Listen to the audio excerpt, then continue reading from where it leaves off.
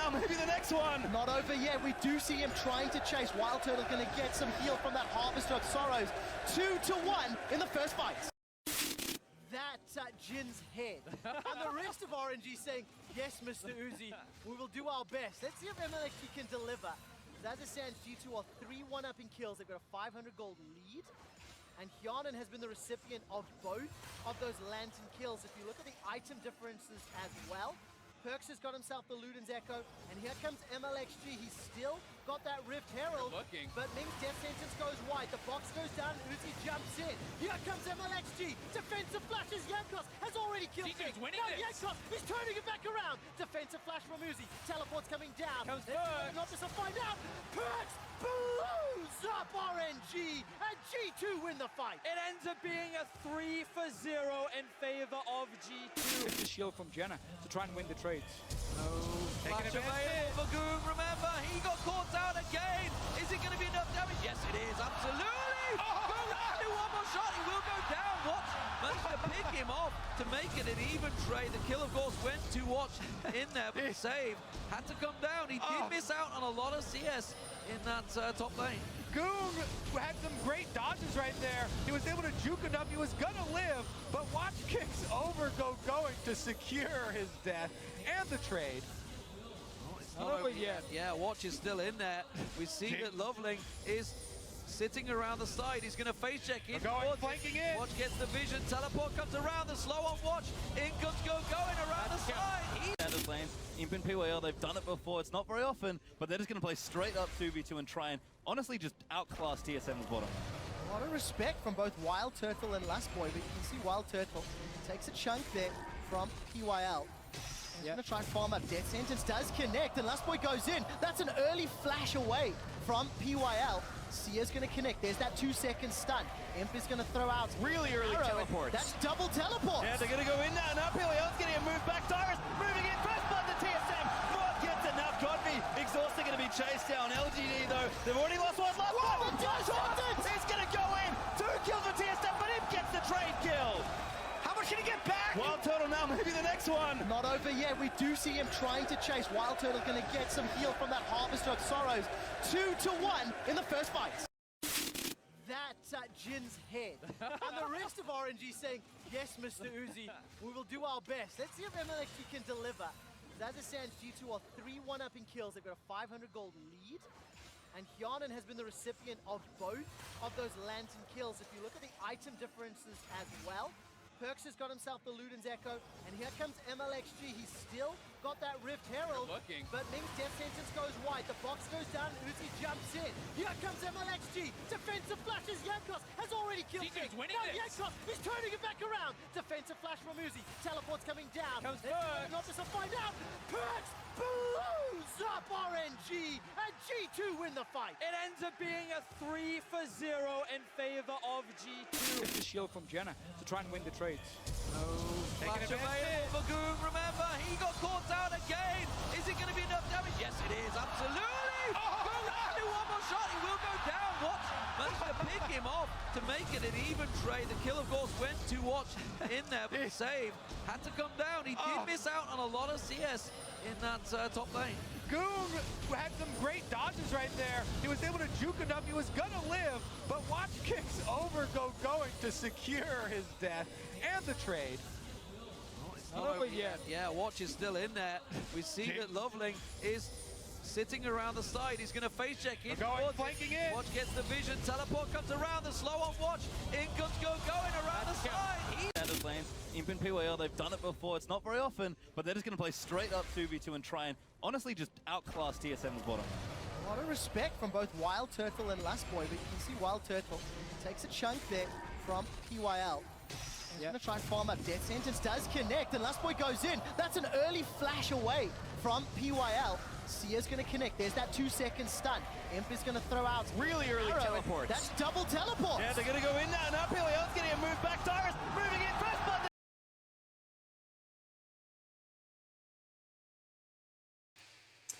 Well, Okay. Oh, sorry. we're now. No, we're you now, can go. Yeah, we're now going. So we're now unmuted. Hello, everyone. This is the Team Liquid VOD review day, and I am here with, how do you pronounce it? Laje? Laje. Laje. Okay, nice. Yeah. I like it. Who is a former Brazilian collegiate coach, and the way you phrased it was aspiring pro coach.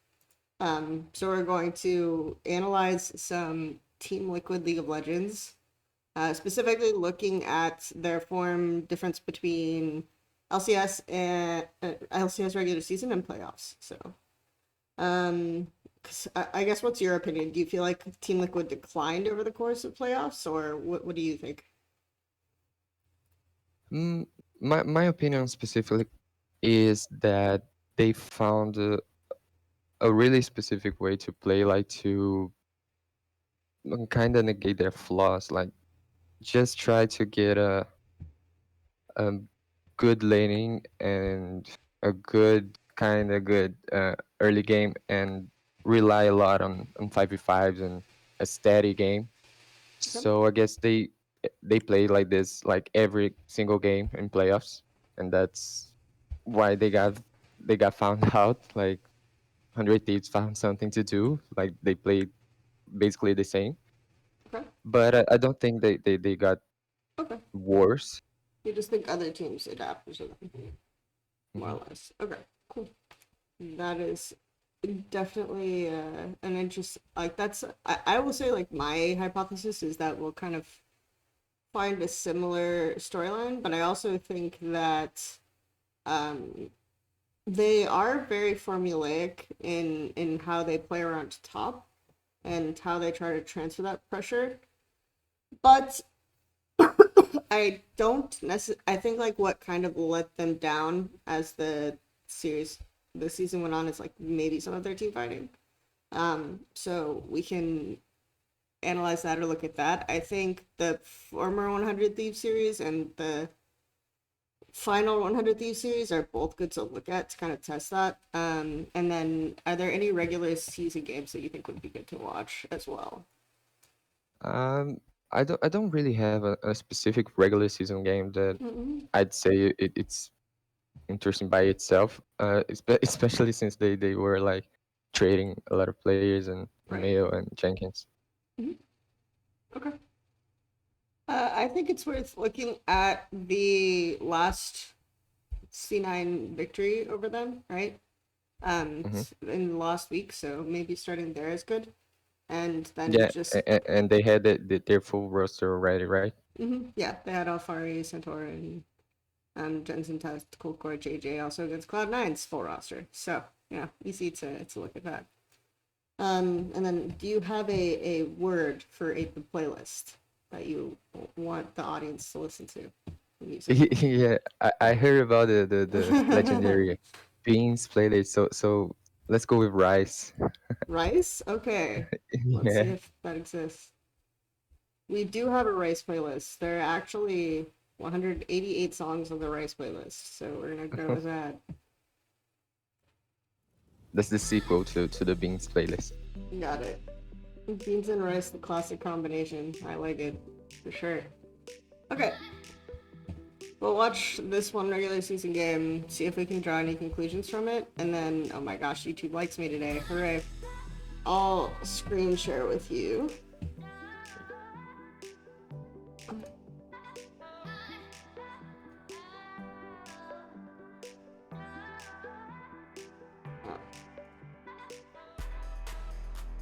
Let's see, there we go.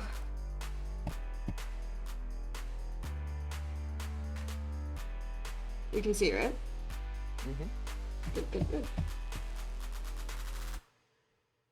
Oh, so fun fact, like Fred showed action, and he prohibited to even show it, and a team lost a ban in the finals because of it. Sorry, what?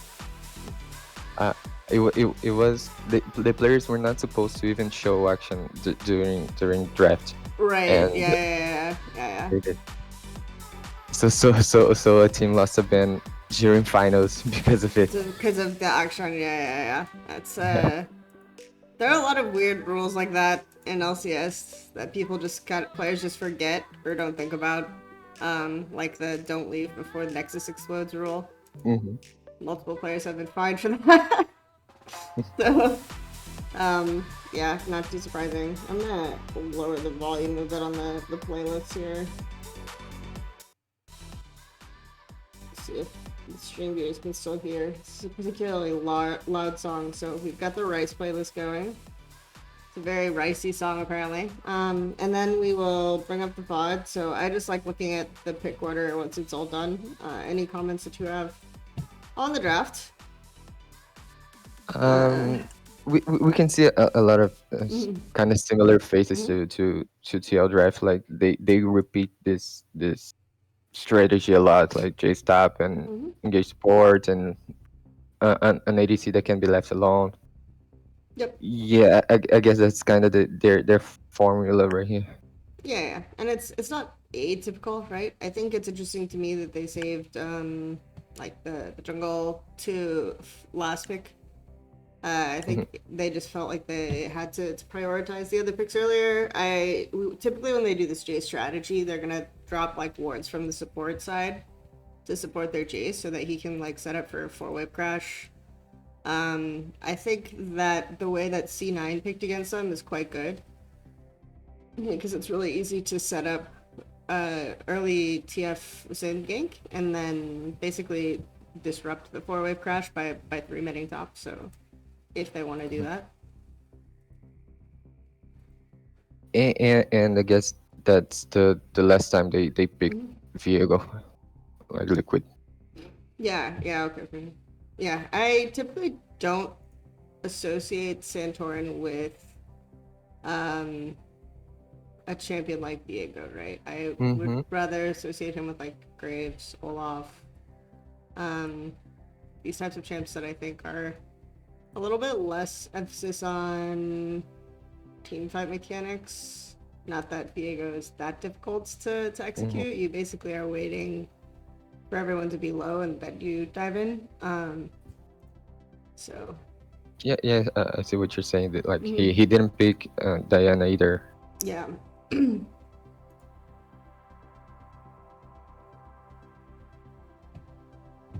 Let's see, we got.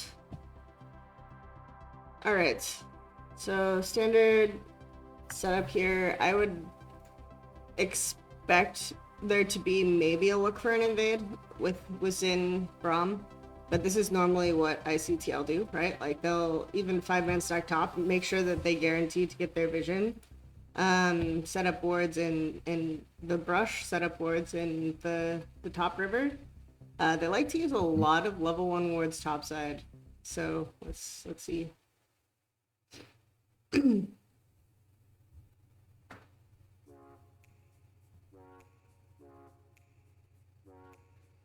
This time looks like they only used the jungle ward and got sweeper, and I assume Jace is gonna use his ward for brush. But we'll see. Yeah, and something like they did, if not every time, like most of the time, is that Centurion just starts bot and pass to top and use Alpha's priority to at least get Scuttle. Yeah. Typically, like if you're Jace versus Camille, you should expect to get top Scuttle, right?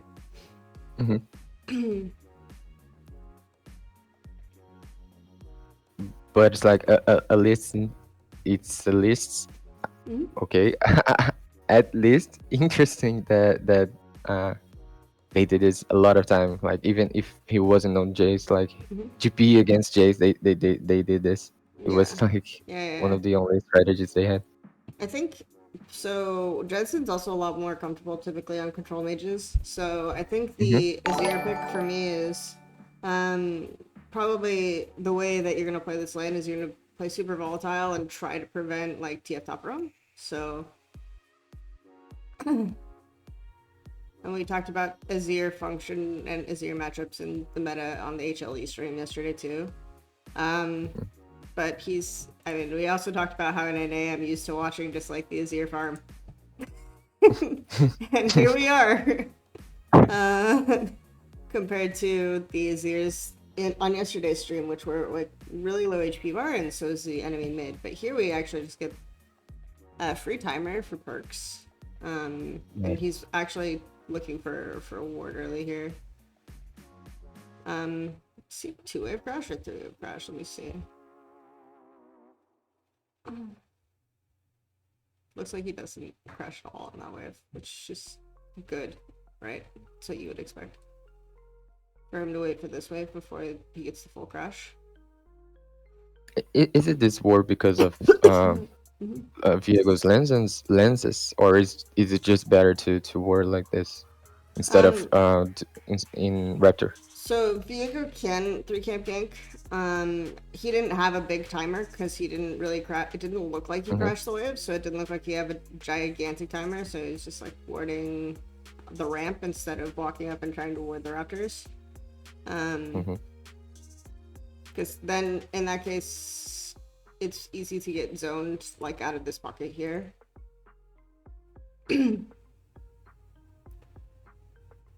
Oh, the Asian game now? Okay. Interesting. But yeah, it looks like both junglers are just taking normal clear paths so far.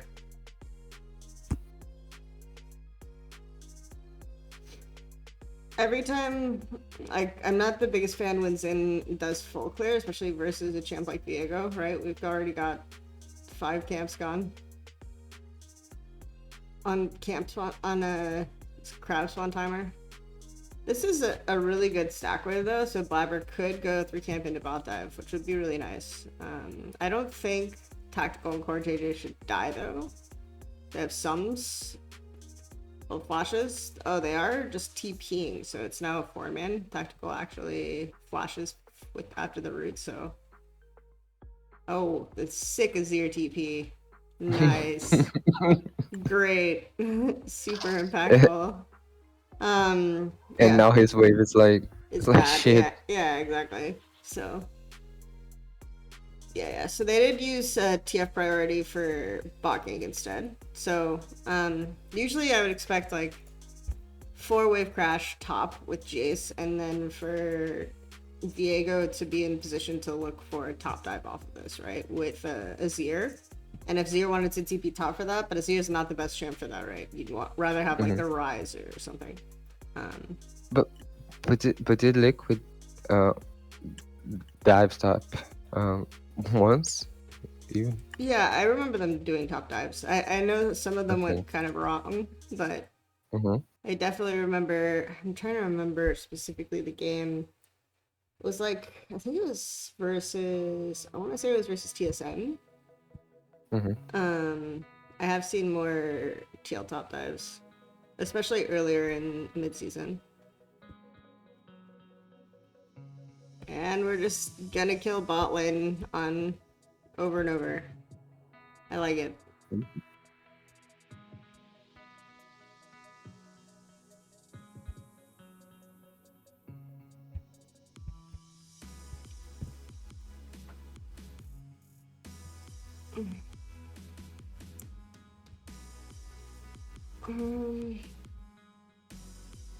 So this is interesting that Perks gets ganked here, because they like the Xin is showing bot here.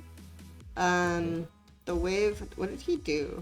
I want to check mid wave when he comes back after the bot dive. Like this wave is fine for him, right? And Zin's about to show bot, so typically on this wave, right, you would look for him to just like hold this wave here while Xin is in the process of ganking bot.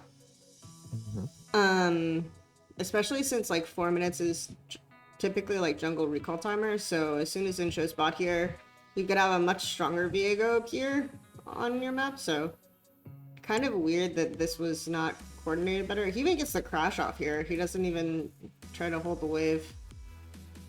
So he should be really, really fine from this position. And Xin just showed bot, as we said. There's a specific pixel, I guess, there that Viego doesn't show, and he was like overconfident because of the ward.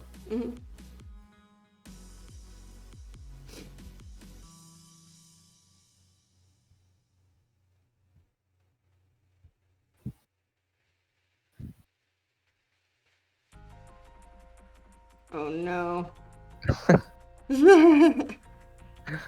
Oh no. Sorry, I had to watch that again.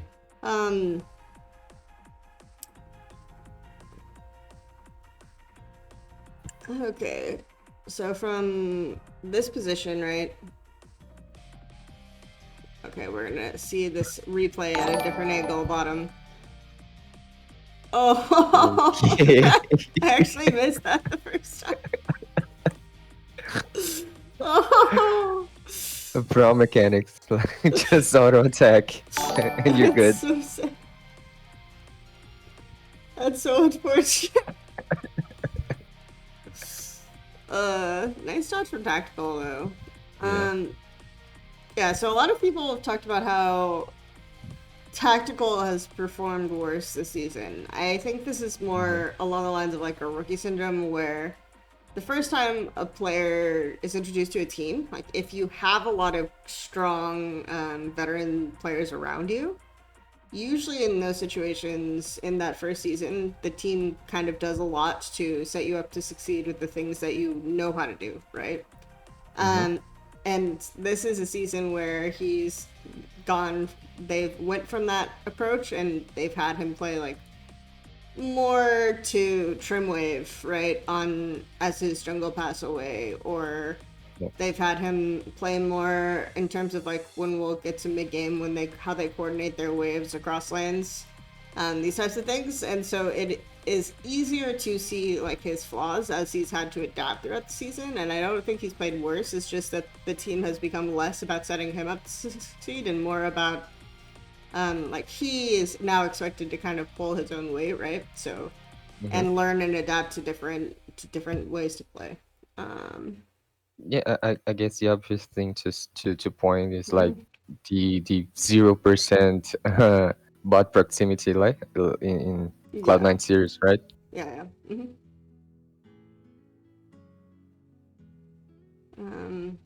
But again, like on this like double stacked wave, I think they weren't thinking about, because I wasn't either in this particular case, which normally I even talked about it in chips, like the TF would look for like the level 3 roam, and Azir should play this lane volatile so he can't move. But I didn't even think about it because I was assuming that they would use it to disrupt top.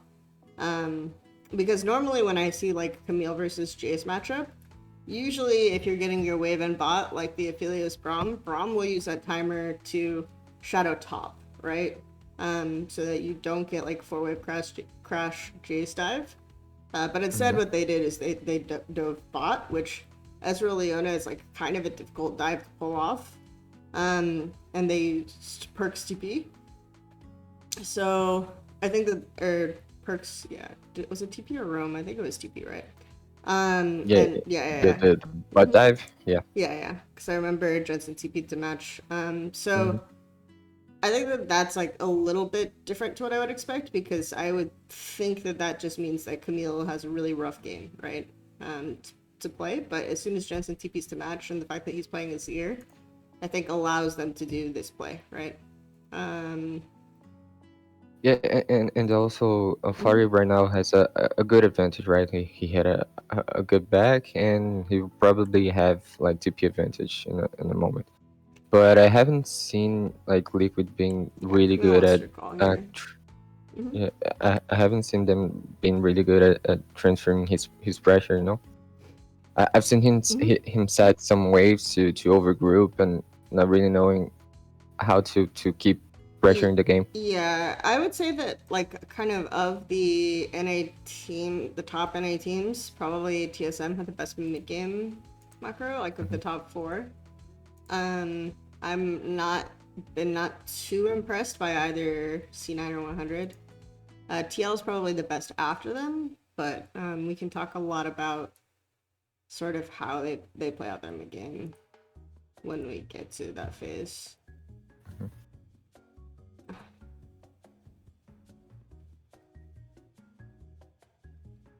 Good trade on W initiation, and you would just, I think like as JCU just kind of keeps standing up.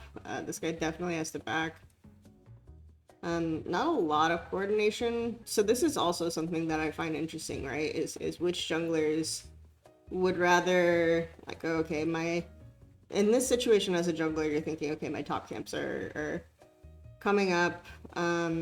What I should do is I should hand off blue and then empath top to not fall behind tempo, and then just try to outpace this in, right?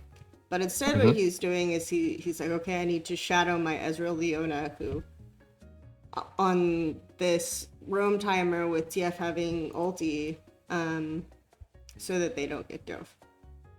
Yeah, and that's kind of some of the criticize I had to do about Liquid is that they don't look to trade like They don't trade ever. sides. Yeah. Yeah. They do a lot of salvage plays, right? Trying to stabilize the game. Like their objective is to get his ear to 2 items.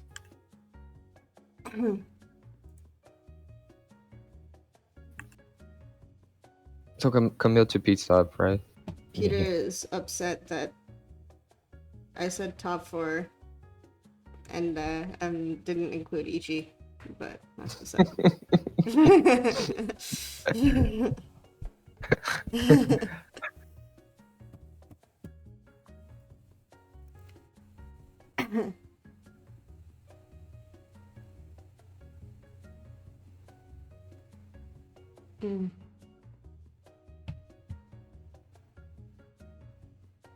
Alright.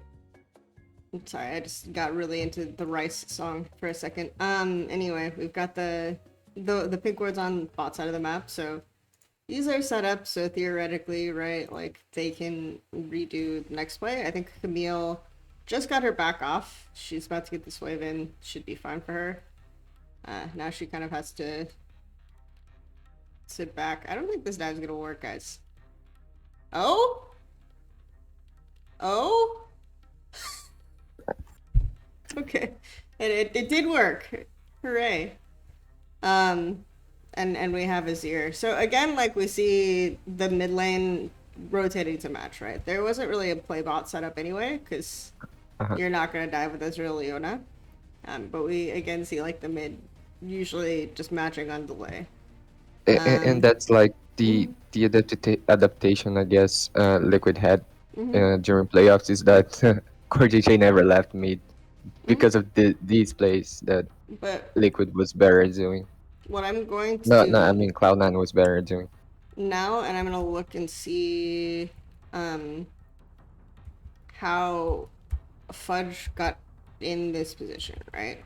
To even have this dive angle on Jace, because remember he had to recall here early and use his CP to get back to lane. So, and once again, like I would think, okay, this guy, he's gonna TP back top. Okay, I have TP advantage now as Jace, and we can play hard to deny with my Ezreal Leona probably not being like, they shouldn't lose that much even if they use the TF timer, right? So this is what I would be thinking about here is like Jay stands back the wave, Camille walks up, I'm Santorin, I'm doing my camps and I'm rotating up to this side of the map and I'm hovering this lane to try to like see if we can get a wave set up to deny the Camille. But we're not thinking in that manner, and I'm just really curious. I would have to see the lane and see how we ended up in this position with Jace losing prio this much when he forced like Camille to TP back. Can we go back a little?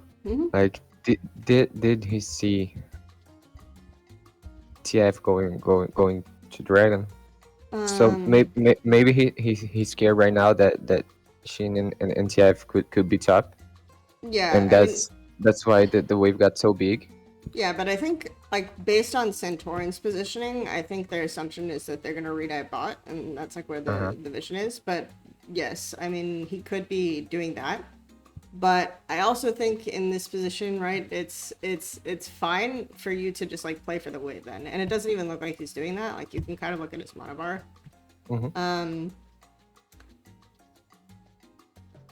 and try to like cheat the wave, trade a little bit so that they don't have a wave that they can dive you on, right? That should be how you're playing this.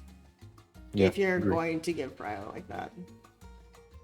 Because right now the wave's too big for him to trade into Camille, right? Oh, Santorin messed up the aftermath? I haven't gotten to that point yet, Peter.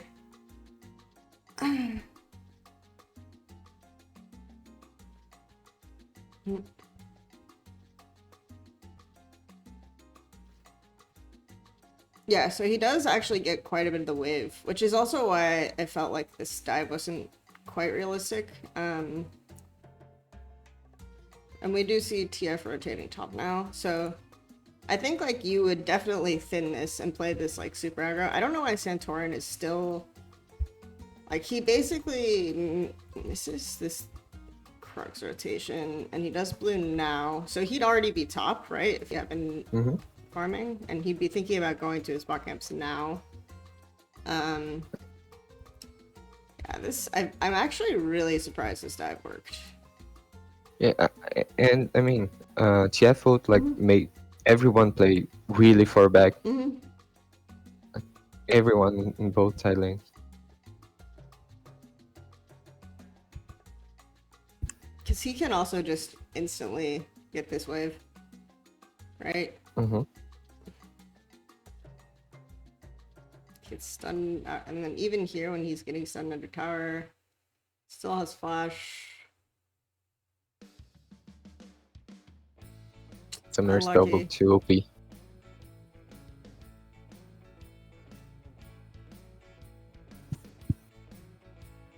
Santorin just backs here. Yeah, like Azir also drops the wave again in a spot where, and I think this is what Peter was talking about, where Santorin could have just pushed out mid wave and recalled, right?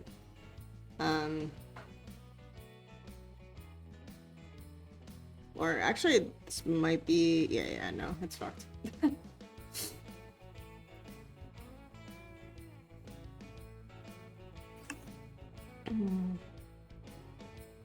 He can even be going to the lane now, right? He does his top camps.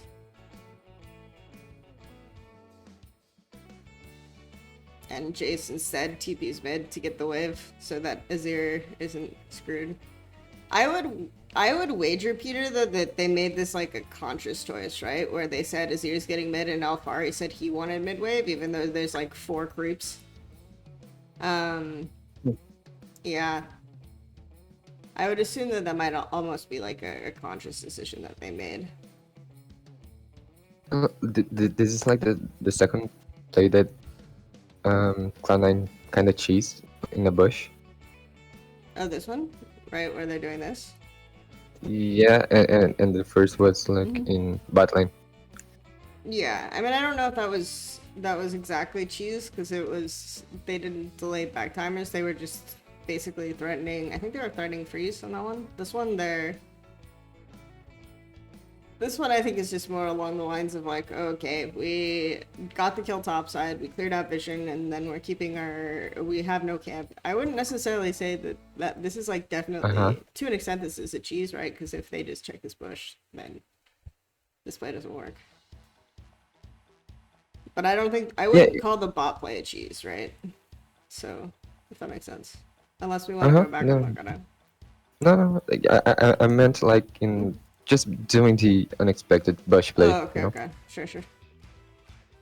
This one I think would call it cheese, just because it is kind of like, okay, if we check this bush, then we could probably just collapse on Blabber and he can't kill.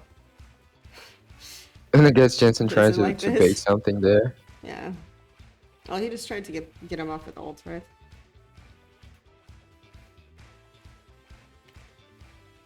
What is Jensen needs to flash?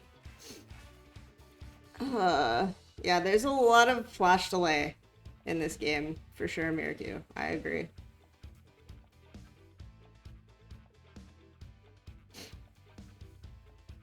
But then they just drop Rift. Wait, let me see this.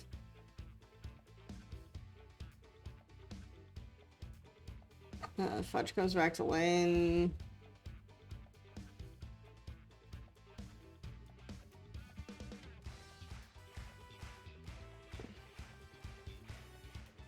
Scuttle pathing OP.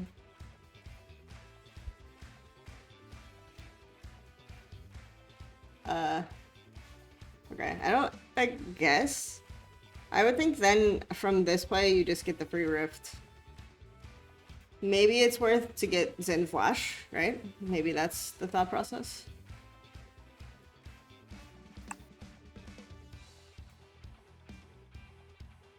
Do they even get his flash? No, they don't. So yeah, I don't know. That's kind of weird. Meanwhile, C9 are setting up this bot. This is the I'm a little bit happier with like how C9 are playing this out. I don't know how they play this without like TF, right? Yeah. I mean, and once again, I don't really see this as like a. This is basically a response play, which is fine because they don't have the bot wave like actually prepped. Blabber was just looking for this, like as you call like cheese. I would think that once Blabber shows top, if they want to be doing this, then let me see how they're looking at the bot wave. It's really hard to slow push at this point in the matchup though, like with Leona versus Braum.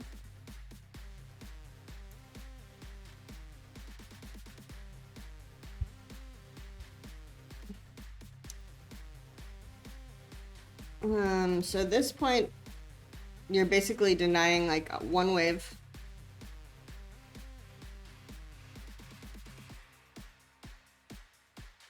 If that. Because if you read this play too, because you see TF like walking bot. So if you have a read on this play too, you know Braum is here. Like Ezreal can even use ulti after setting up trimming the wave like this. Shouldn't really lose much. But then TF doesn't lose much coming here either, since Jensen is a recall behind, also just died.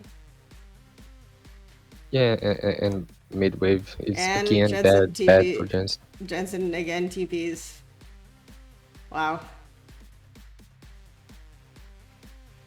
I wonder if Jensen this was like on the janitor, dude. a conscious decision, right? It's like, I'm just gonna TP again as a Zir.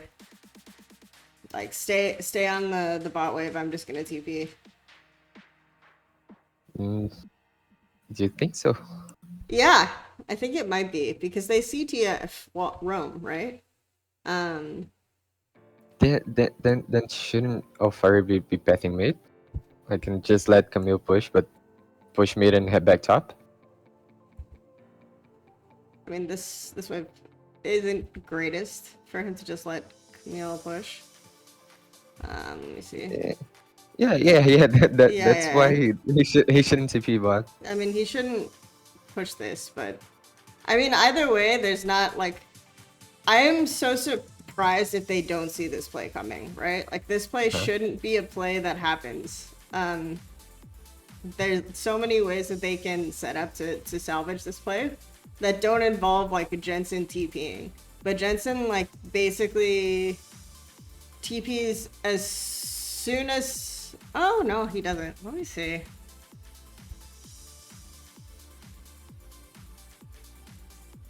Wow. I guess as soon as Sven gets the aggro, but he can't save anyone. Yeah, I mean, I just don't understand like what the thought process is, right? Like, I would assume that he's thinking that they know that TF is coming here, right? So either the TP is called or not. And like Tactical is walking like this way, Leona is walking around. You should be able to play like, again, trying to trim this wave as much as possible, which is doing. As soon as the ult happens is when we see the TP. But Ezreal shouldn't typically get hit by that ult. Like, he wasn't even Braum tagged yet. So, I don't know. It's very weird watching this way. I can only guess that comes with a mess right now. Like, some Turin's way behind in tempo. He has top camps to do, and Chase can do anything with his wave, and yeah. Yeah. Oh no, Jensen TP'd away from his mid wave again. He's I'm surprised that he's doing as well as he is. with farm. I guess he did get that entire top wave. The last time he walked top. And he got some kills, you know? Worth. This time? No, just kidding. Oh no, I'm responding to Peter. Peter was asking Oh, if okay. Santarn pushed the wave out. He did not. It's real when they work. Yeah.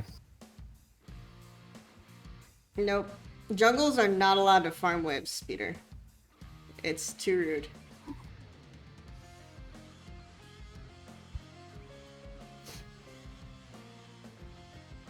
We would rather sacrifice the creeps to the rift gods than let junglers farm.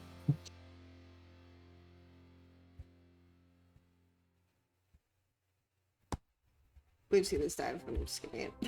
Okay. There's another one coming. Yeah, there's another one top. I guess fine. it's C9, right? League of Legends is a series of dives. Dives not taken or dives executed. That is all League of Legends is. Let's see. It is so interesting to me that C9 are just willing to send like 4 people to a dive that's not set up, right? They're just willing to like send the entire family when there isn't like good wave setup. Because let's see here, like the wave is in a position such that like if I'm Alfari, I just die here and I accept that I'm losing like these groups. Like I don't care too much. Like they still have to spend time to actually crash this.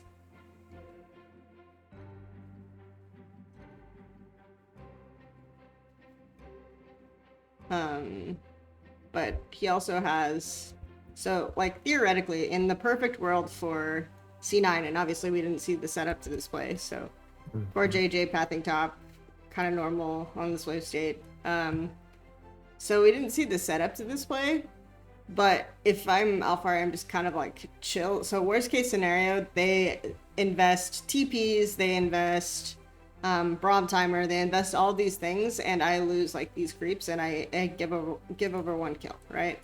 Worst case scenario. That's not the worst for me overall, especially if they're investing like TPs and maybe have to burn sums or something to dive me. And again, like this is probably best case scenario for him because he knows his support is coming. Jensen gonna get this wave again? Nice. We're just like giving top waves to Jensen. Wait, where's Santorin going? He's getting the mid wave! Guys, he got it. He got like 3 creeps, but you know, he got it. They let him have it. Just because he was on his way to Wolves, and yeah, let's get this one. Yeah.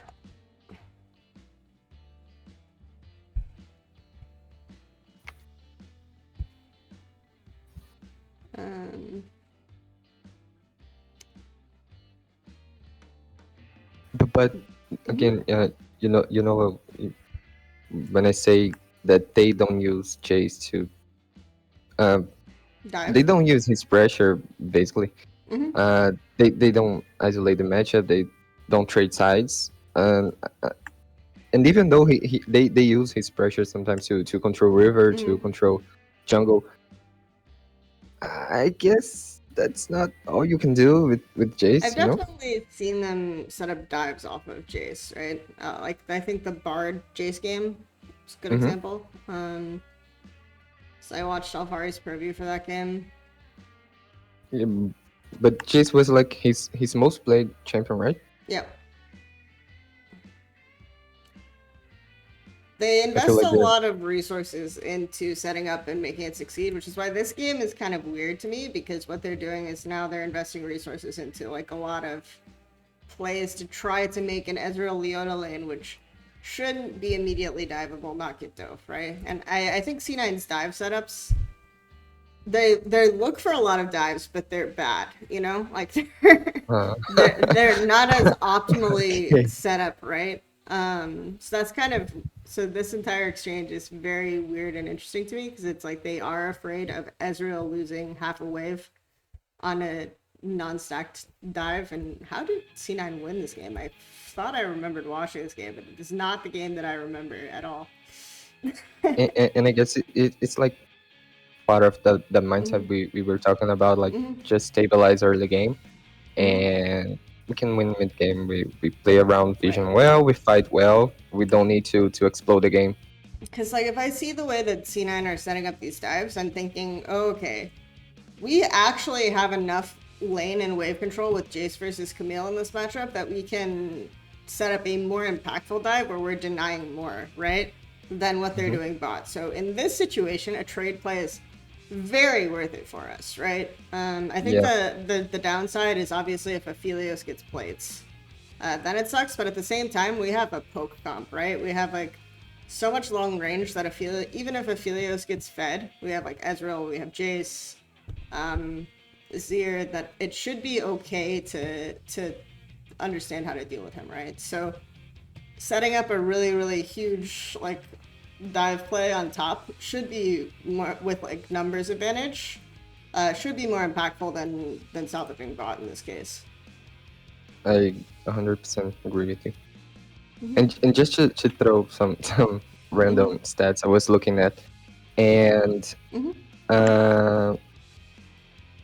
let me see, the highest combined kills per minute in playoffs of LCS was 0.83. The lowest one of LEC was 0.89. Right. Yeah. And I guess that it's not like, okay, they're bad, they play slow. It's just like they are not that willing to make trading plays. They don't trade sides that much. You know? Yep. Yeah, Peter. Laje is calling you out, man. Saying not even EG is actually aggressive. So.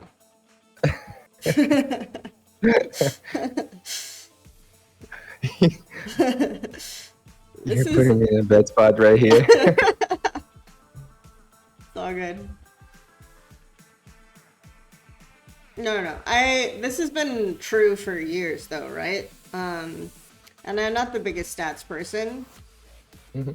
We're not even a top 14. True. But this has been true for years in LCS, right? And I'm not the biggest stats person, but yes, we have less combined skills per minute league-wide than pretty much any region recently, right? You could go back and watch old EU LCS VODs, and I'm sure your eyes will glaze over. But recently, right, they play a lot more. Like, I think of the 3 teams we've watched, probably the LEC games have had the most interesting early game plays. I would say C9's plays are interesting, and so that's a little bit different.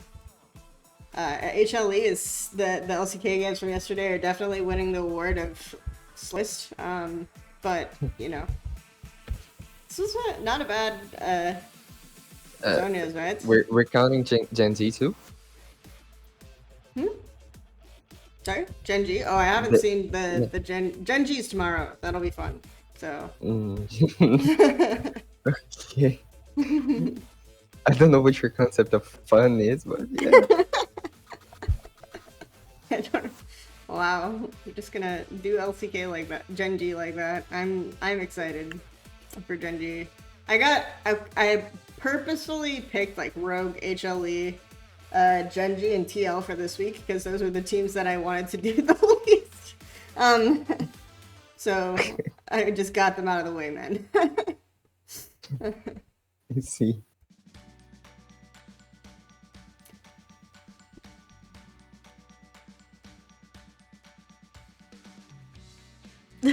Largest. Okay, Miracu likes that you're shitting on Gen G, so there you go. You've got a new fan.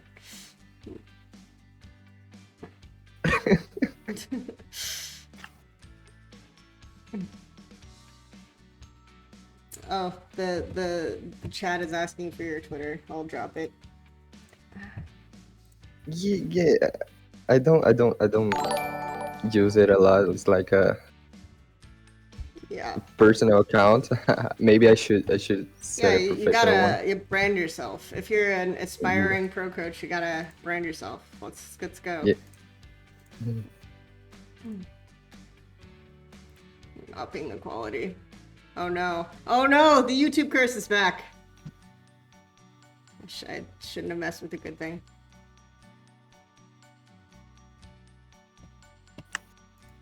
The will of the chat. You're always the will of the chat, Movar. Okay. I made a mistake. I have only regrets.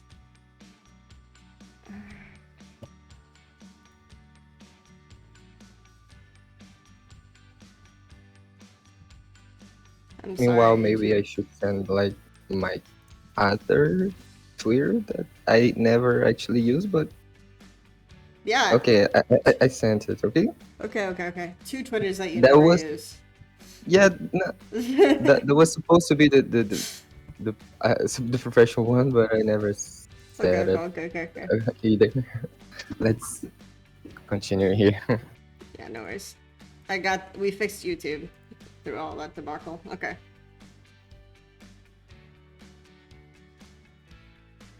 Alright, from this position, this is actually a ways back.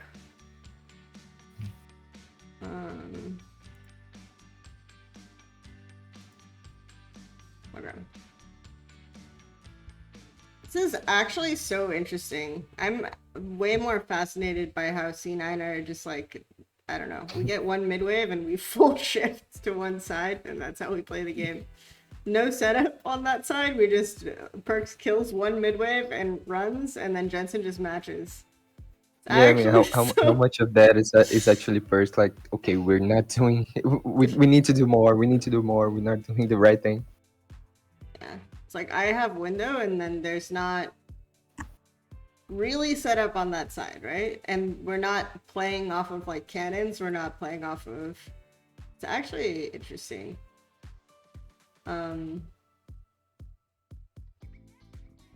Yeah.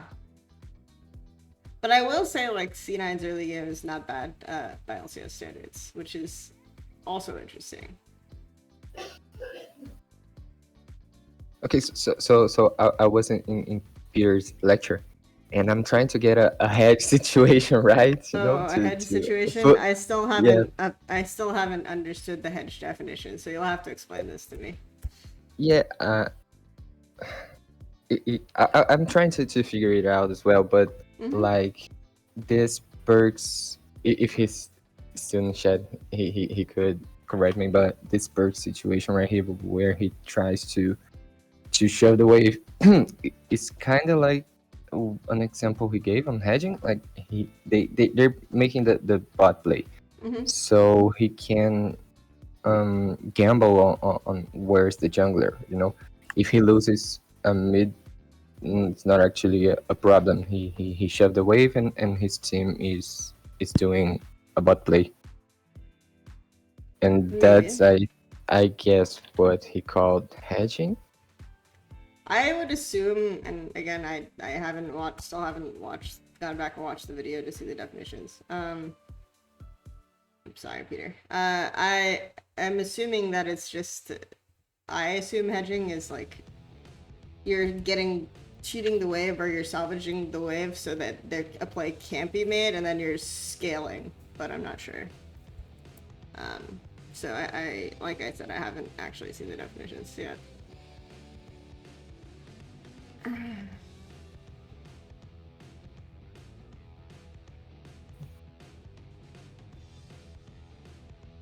Oh no, he wasn't going for the wave. He was going for the solo kill. Yeah, Forget what I said. Yeah. It was. I think you meant when like 4 people were shifting into bot side, right?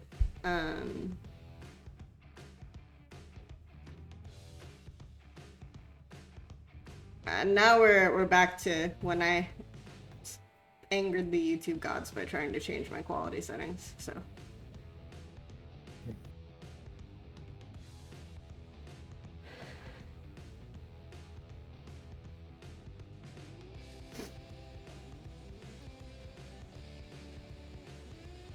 Okay, so that's the first time Ezreal goes mid, right?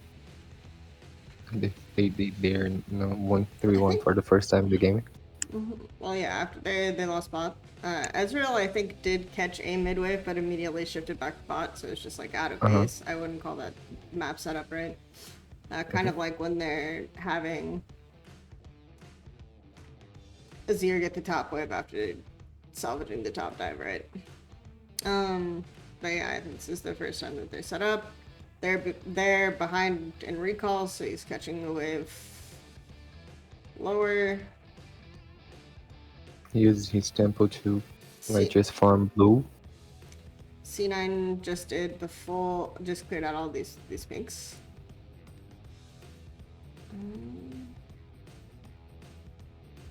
Actually, let me see this.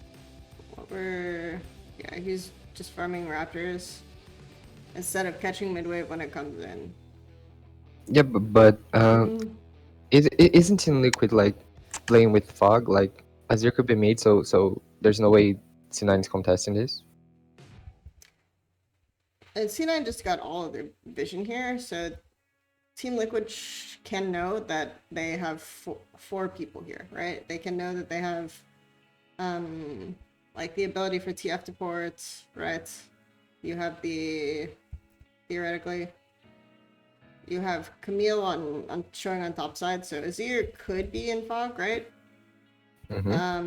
Could be around mid. Let's see. He shows on this mid wave in this situation. So if Helios gets this wave, they clear this top vision. And Azir shows now, right? After they get this wave. So there's no way he's going to be contesting the next mid wave, right? So when Aphelios goes to get Raptors, like there's no way he's going to be here as this mid wave comes in, right? It's too fast for him to be here. So they can get this mid wave fast. And Xin can also be there, right? Yeah, but TF can TF ult from bot straight to me? Like, No, he can't. But I'm saying that Azir can't be here on time to contest as this wave comes in, right? Like he's not gonna be here when they're contesting this wave. Yeah. So they can theoretically like fight this mid wave fast, right? And clear it out, especially because he has blue guns, right? So he can get this mid wave first, so that there isn't this play from TL, this play window from TL.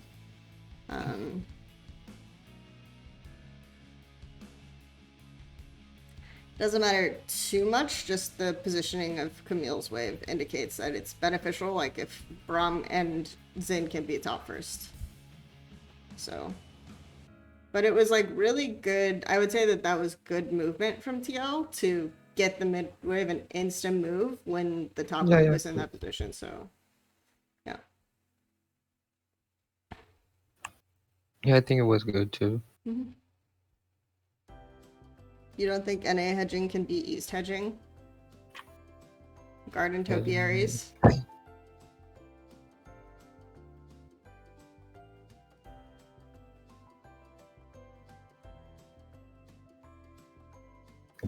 The triple block?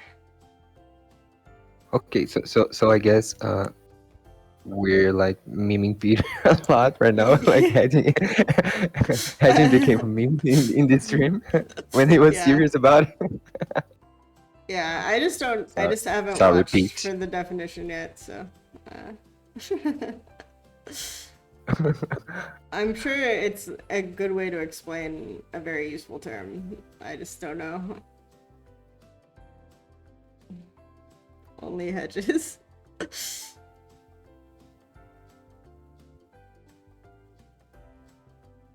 Okay. What's happening? This is what I would like to call an NA Rift Herald. You'll have to catch me, I just zone out sometimes. Okay. So, let's see, how did we end up on Rift Herald here? So we're on midwave first, we're ahead on our recalls after the top shift. I guess it's good to start Harry right now. Yeah, or look they for can play. start Rift here now. Ezreal can walk in. Basically, if they pull it, they're basically threatening C9 to either. Well, TF ulti is down, so they're basically threatening C9 to walk in and get poked, right? I don't know why TL positioned all the way over here though. You'd want like Jace probably to stay on Rift. Have Ezreal just get the wave. Have Leona Fog over here. Yeah, and there's no control on that bush or on the other side of the wall. That's kind of strange. Yeah. The Like, you blind want ult. people to be positioned here so that C9 can't walk in general, right? Rather than on the line brush in case they show up on the wave as 4 or something, right? Or at least control it so Leona can engage on it. Oof. But that shouldn't be a universe where C9 can walk in, right? It's kind of weird.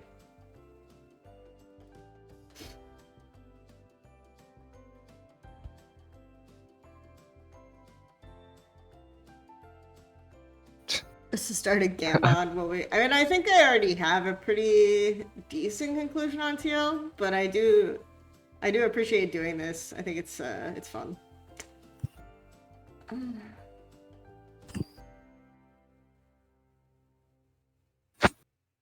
I have been posting my conclusions to Twitter anyway, so it's all good.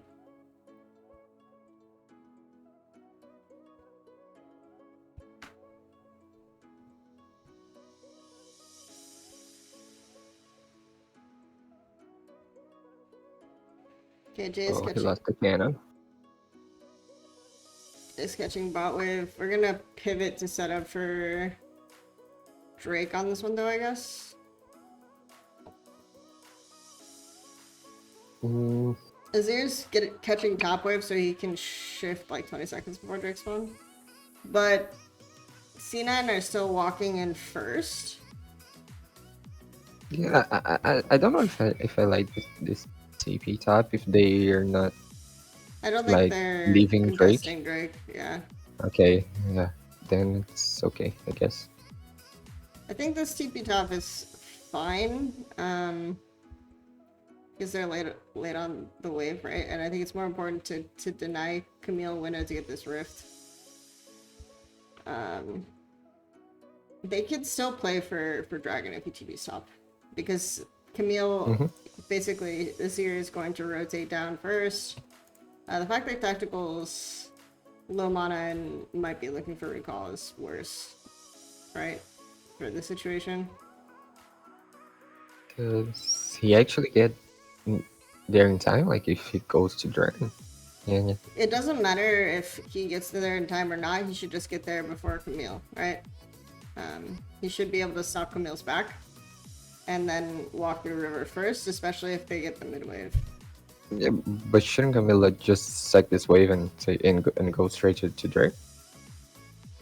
Not if Azir plays this well. He can't do it, right? So like if Camille is here, Azir is just TP'd. Azir can stop this wave, walk past this wave, interrupt Camille to recall. Especially if they don't know where jungle is. Right, so let's say theoretically, where did Santorin show last? So theoretically, they could expect like Santorin and Azir to be together here. So Camille can just get interrupted on her back. And if she sacks the wave and goes to Drake, then I think it's not worth. Just because it is like third Drake and it's just not as worth to C9 anyway. And also, she shouldn't be able to back and she shouldn't be able to just walk through river because Ezreal Leona should be able to get this wave, right? Okay. So, Azir should be able to walk first.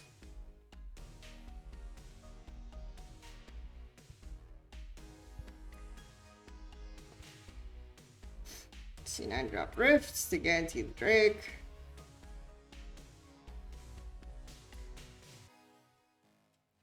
My tier list. What tier list? Oh, the player tier list. And probably will not decide my tier list on stream. I might reveal it on stream.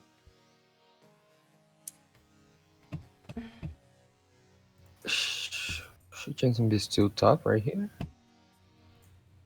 I guess he's pushing another wave.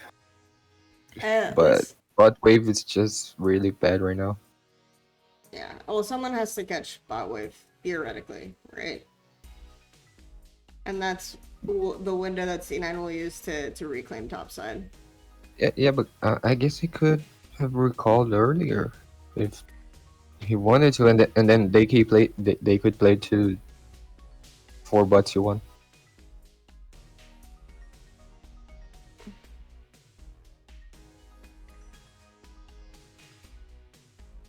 Yeah, And right here. theoretically, he doesn't need to recall, right? He can just fog, too, and then not show, and it have threat topside. They can play like a 1-3-1 setup, but Jace, I think they're too scared, right? Like to catch this wave bot because they know all of C9 are there. That would be my guess. Like they know all of C9 are in bot side jungle, so Jace is being scared to catch bot wave. But then I would think it's just better to commit mid before, you know? Commit mid before? What do you mean? He isn't doing anything top. If he Is went here? mid right here, yeah. If he went mid before, like they could try to salvage bot wave earlier, I guess, and then play for the turret bot. Yeah, I mean, I don't disagree with you. I don't think it's that they're that interested in bot turret as much as they would be interested in like reclaiming this vision, right? Is my feeling on it.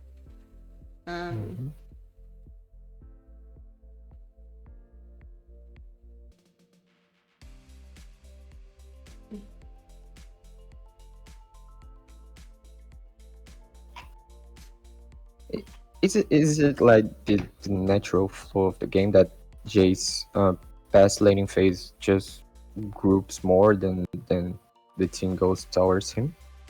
I think it's in this situation when you're playing against like TF Camille, it's more, especially if you're versus Aphelios, I think it's more natural to play for poke, right? But rather than having like hard side, you can still play 1-4, right? And just you can still like play 2 lanes and then have it be difficult for TF Camille to consistently get picks on one side. And try to play numbers and completely control vision so that TF doesn't get free ports. But I think a lot of teams, especially in NA, would rather have like Ezreal Jace on the mid wave, poke people off of it, set up neutrals really early, right? And then bait people to walk in or bait TF ulti and blue orbs and use their poke advantages as opposed to trying to play hard side, right?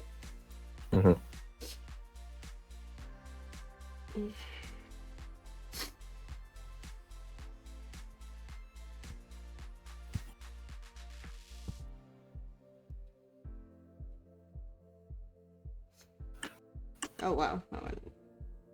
I'm used to NA just being like languidly catching waves for 20 minutes and you blink and you miss the TF port, I guess. This is really weird too, where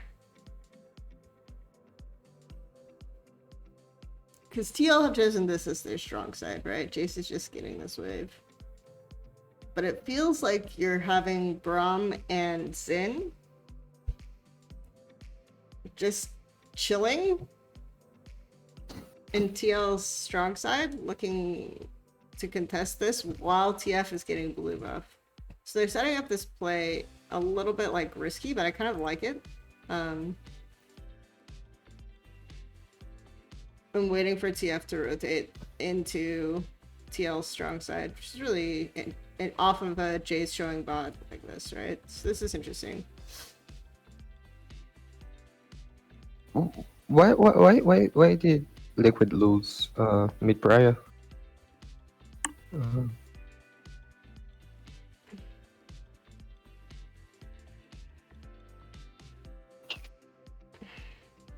I think it's more interesting is how did they lose control of this vision? Yeah.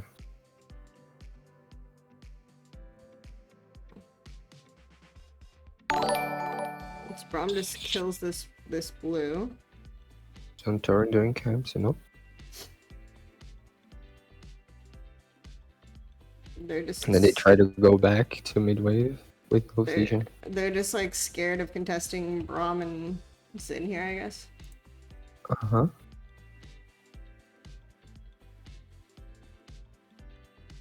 And that's why Ezreal doesn't walk up on the wave. This is very strange. I'm not quite sure what the decision-making process is. So Azir's getting this wave. Santorin's getting Braum. No one is collapsing on the Braum and the Xin just because the only people showing are... They know... Do they know Perks is on blue? Because they're pinging it. Yeah, they know. So they should know Perks is on blue, right? So this is strange. Like, they for sure have numbers. I'm surprised that they're just not, like, instant engaging here. Right? As soon as they know Perks is on blue, I feel like Braum Xin should get collapsed on.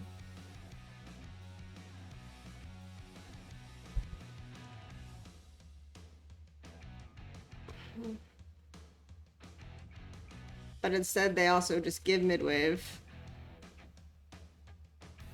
Don't engage until Perks can rotate, and then see how tactical this is. Yeah, and then they kind of run away from tactical as well. Okay. Oh, they win this. Okay, I was like, as soon as tactical came in and they didn't have any engage to hit him, right? I was pretty sure that they should win, right? And Janitor is doing damage a lot. Jensen the Janitor, is that his nickname? Is that a meme that I'm not aware of? No, I get it. It's just because he was like going to sides and getting okay, a wave and getting a kill.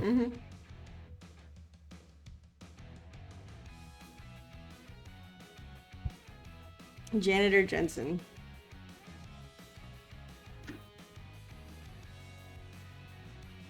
Literally no one on TL having the proper trigger pull. Wow.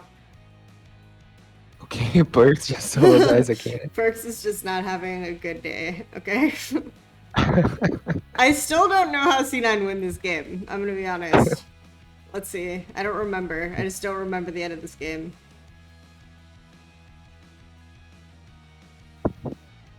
As much as we should talk Jackie love, he would engage that fight.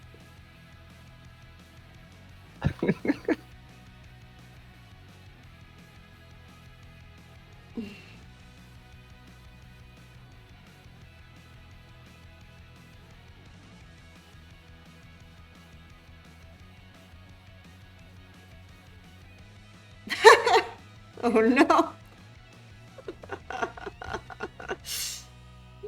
Oh no.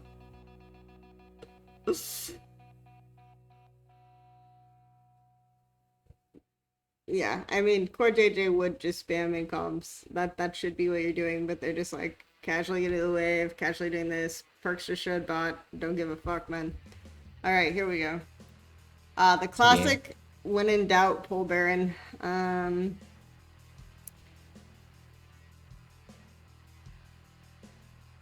Camille showing bot. We're forcing TF ulti. It's not too bad.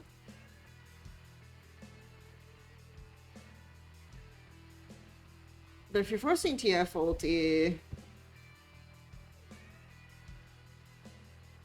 Why is TL... Oh, he's trying to catch this wave while everyone is on Baron.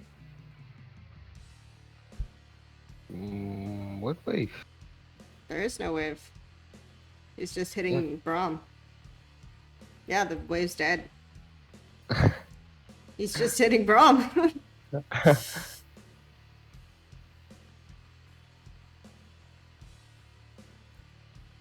If you're gonna play it this way, right? You stand in brush, force them to like walk forward so you can land your poke. I guess right now we can say that tactical played it bad. It was not like. Yeah, that was weird. Yeah.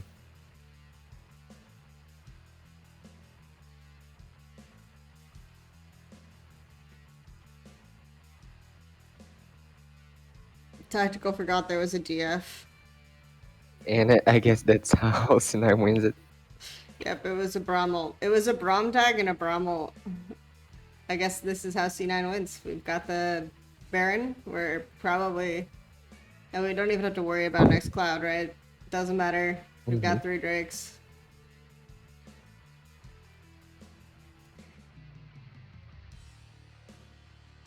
Probably... I would assume out of base they just play for top wave anyway. Oh wow, unlucky.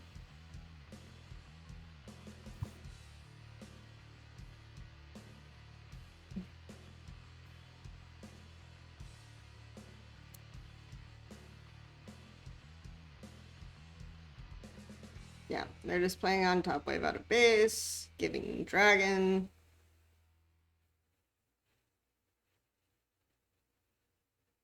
So what you can do, STL here,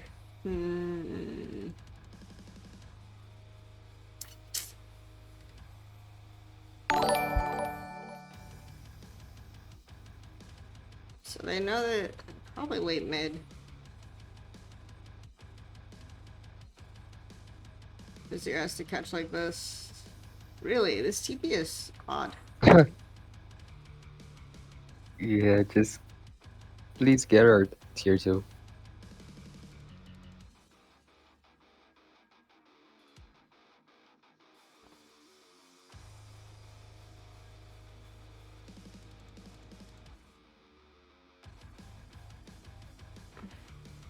Is this still the Rice playlist? Yes, this is still the Rice playlist.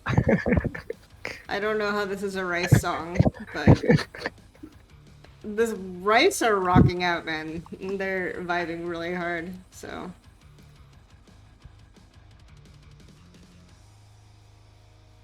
Yeah, there are 188 songs on the Rice playlist, so it'll sustain us for a while, much like Rice itself.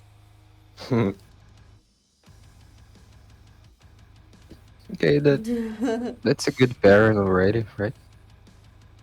Yeah, it's not bad. So let's actually, I will watch and see this. I mean, it's good by the virtue of the fact that TL basically just gave their entire top side with that Yeah. TP.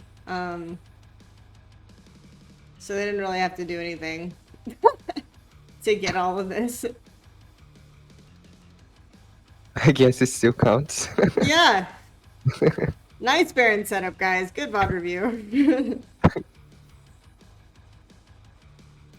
TF catching midwave, everyone's going to recall, and shift bot, which TL just like completely left bot side. Huh. Alright then. Here we go. Now I'm just wondering how people predicted TL to win NA.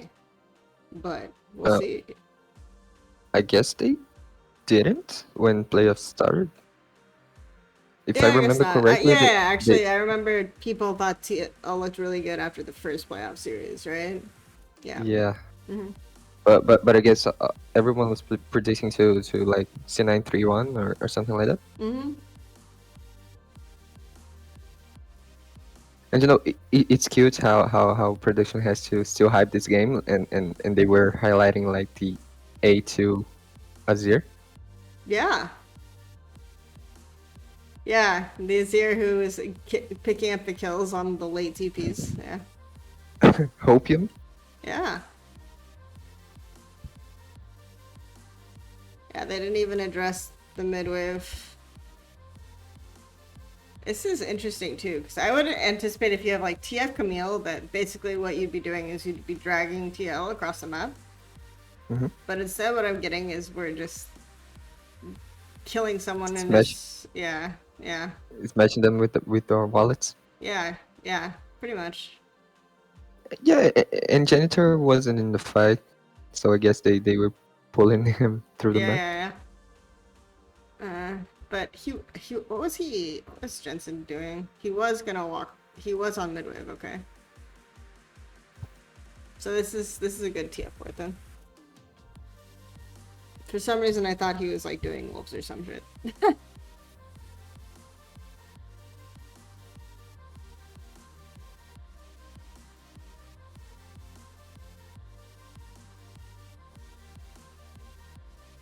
Mobart's got a meme in chat. We'll look at it.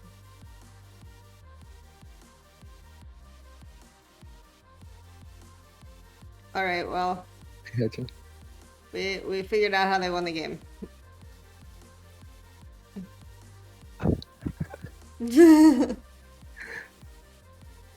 Okay, chat is actually Smurfy. Like the hedging meme, the Doom rice. This is where I'm understanding of hedging. Oh, sorry.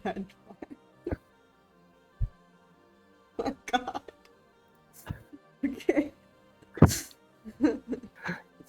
Thank you, Mobar, for dropping that before you leave.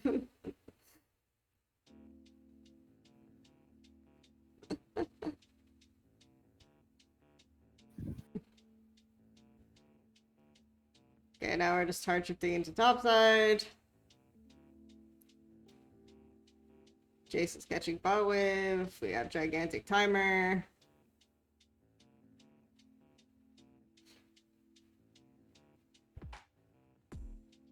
Normal video game playing on my screen. We're not gonna push another bot wave, so C9 will maintain their gigantic timer.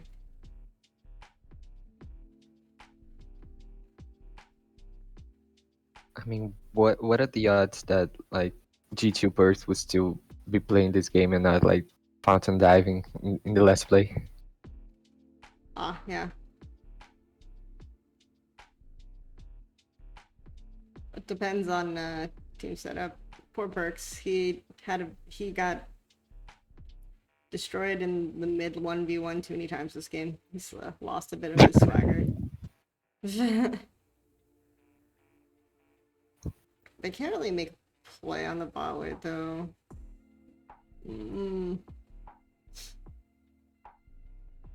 Philly's doing damage. Top wave is fine. And they can, now that TL are all showing on the mid wave, they can make a play on the bot wave because no one is fixing the bot wave. So now it's just in position. Can threaten inhib.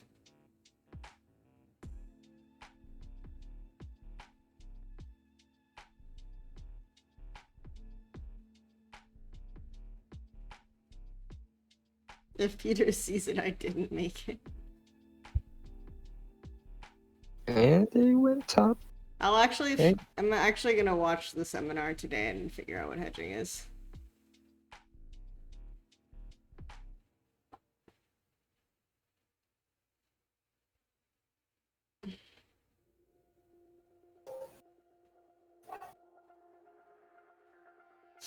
Yep. And they can just give this dragon as well if they want. Oh no, they're being bought. Huh. Oh, so you're just catching the top wave, I guess. You may as well. I guess we're staying here a bit more. Good trick.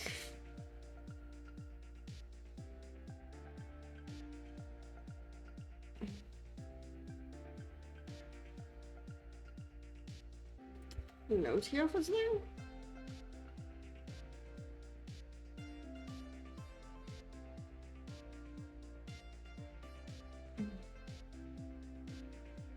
Huh.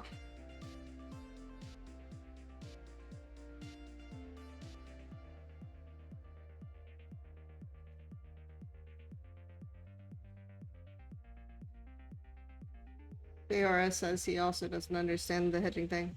We're okay. I mean,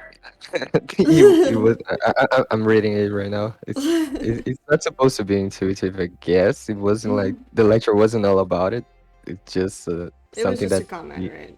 Yeah. yeah, he actually introduced it, but yeah, he I guess we're making it a bigger deal than it actually. Yeah. I'm sure. It's. I'm not. Yeah, I think it's just we're talking about what it could mean. Wow, I'm suddenly no one understood me. I'm sorry, Peter.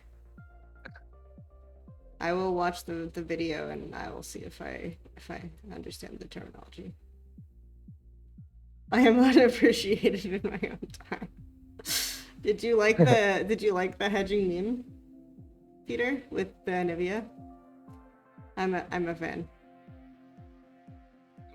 I mean, I went into Peter's DM like a couple times already. Like, is this hedging? And he was like, no.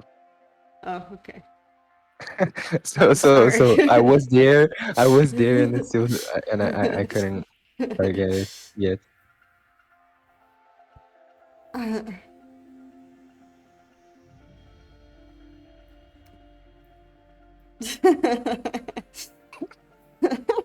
don't know why this is funny. But now this game is basically just C9 shifting and Azir clearing waves. So this is where we are now. So when in doubt, bait Baron. Yeah, I guess yeah. This is now We can't the plan. we can crack their bait, so we'll wait for Baron again.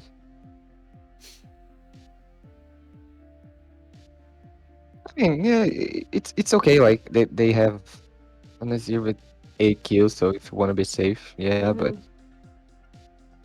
you're 8K ahead. Just kill them.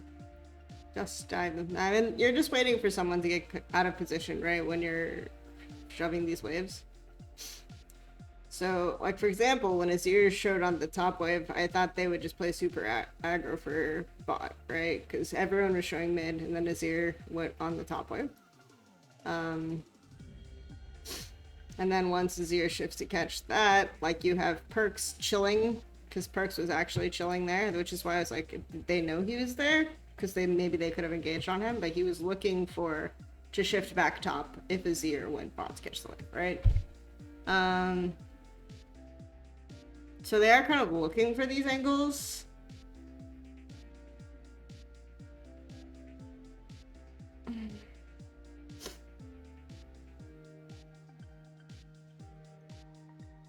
Camille decided it was important to get crab here.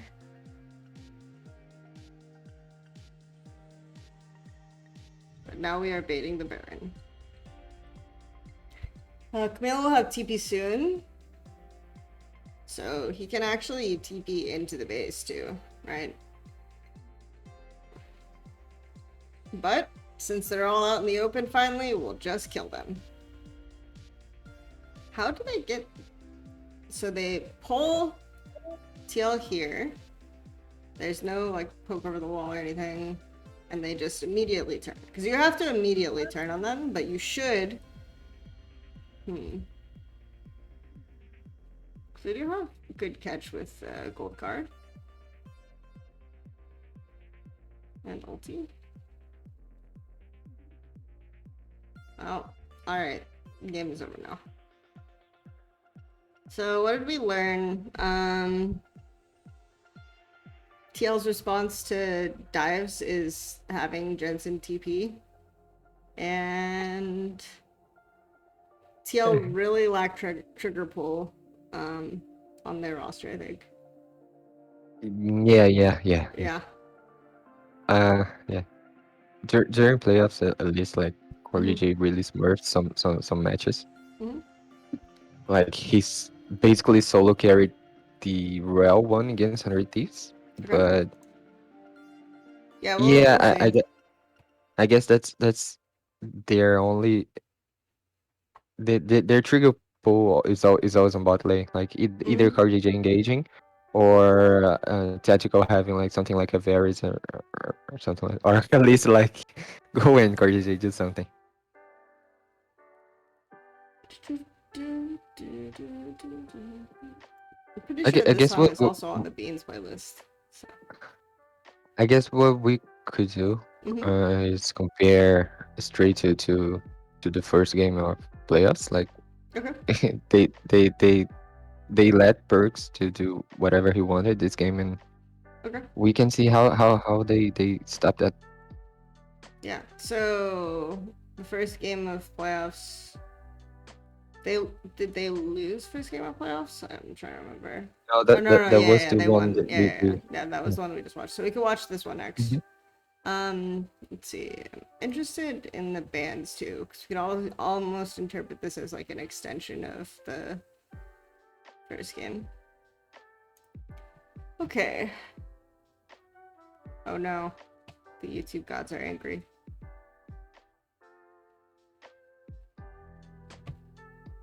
Let's try again. We have angered the YouTube gods.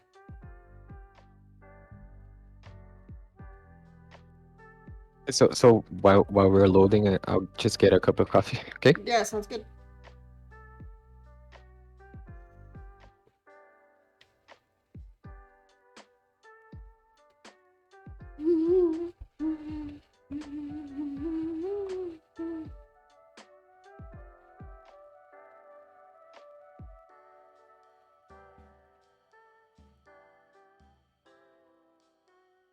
Oh, so hedging is basically just what I would call IG's game philosophy.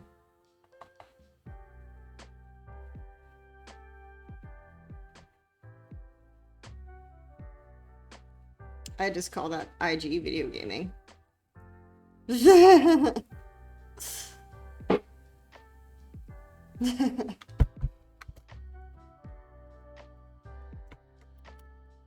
Huh.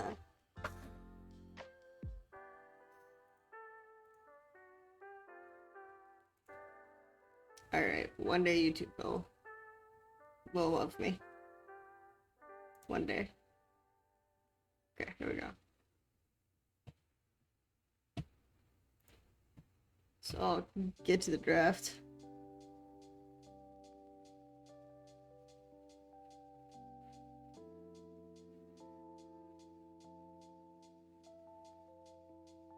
I'm back.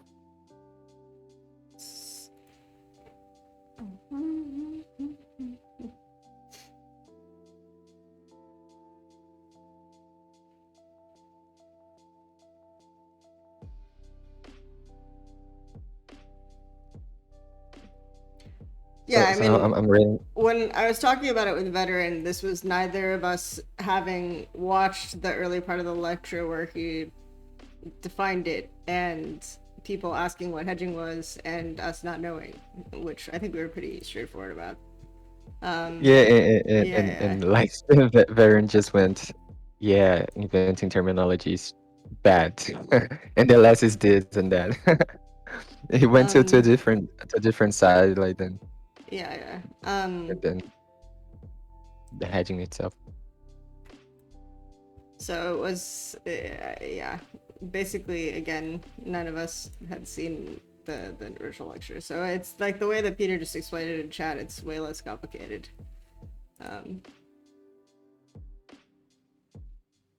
Yeah, no worries. I don't think I don't think we even talked about it that much. It was like a 2-minute conversation. Let's see. All right, we do get the Sejuani. All right, so what I want to see here is Santorin's trigger pull on the Sejuani. And then the Diego, Helios. So we don't have any. So C9 are banning basically JSGP for Tom Kench top. And in my opinion, they're kind of addressing the right stuff with the Thresh and Varus ban. But there's not just too many bans to like stop Liquid from what they're planning to do, which is just leave Tactical there, getting waves, and Core JJ would just play 2v2 me.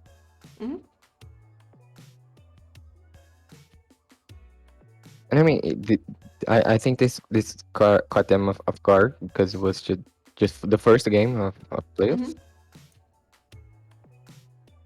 Well, let's see if we think that they played a lot better, which was generally the narrative after the series, right? So,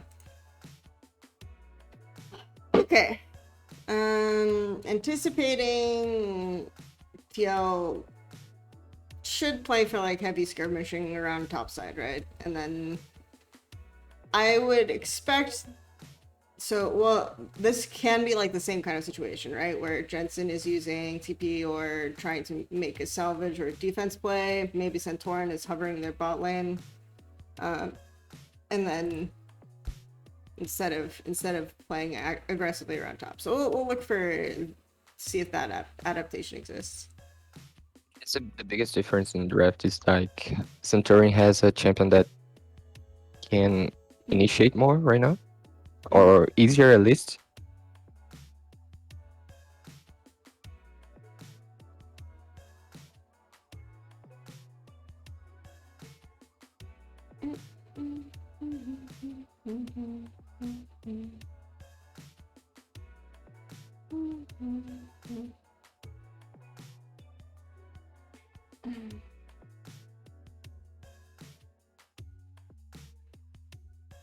Yeah, I don't think it's complicated, Peter. Don't worry too much about it.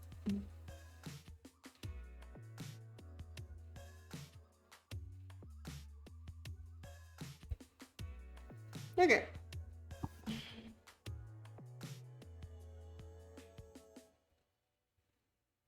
Got the And buff. this lens really pays out afterwards. Oh, the super. Yeah. Yep. I don't know if it was like the plan like from minute one, like this bet that the Centurion will make, or if they were just kind of scared of TK level 1 invading or something. Oh, from here?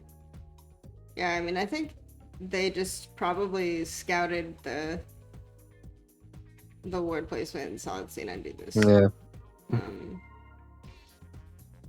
he showed right here. yeah, like Blabber shows on this ward, so they probably know, okay, this guy's gonna ward, so we'll sweep it. And it's unlikely, like, teams have stopped kind of sweeping this, but this placement of the lens, like, will allow you to see if walking that way will allow you to see if he placed it over the wall too. All right, so that's kind of nice.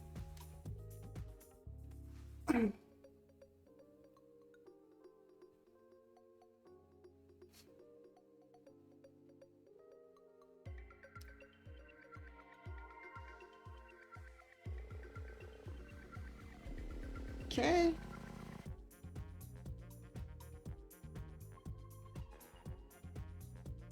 Nothing weird so far. Pretty normal video gaming. I'm not actually an expert in TK top. Who's supposed to get prize? Renekton, like. Renekton will, yeah. That's right. Renekton will, but I don't know. The entire purpose of TK is just to make it so that the enemy top laner has no fun. Theoretically, obviously, you can cancel shields, but I think TK just does too much damage on all in after he has level 3, so doesn't really matter.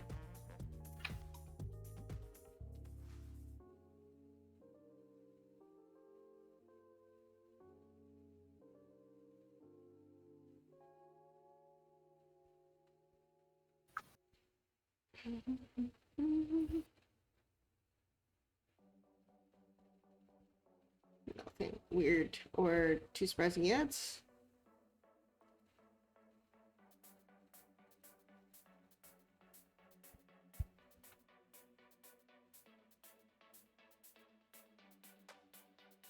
Perks crashing foot. Keeps shoving like mid.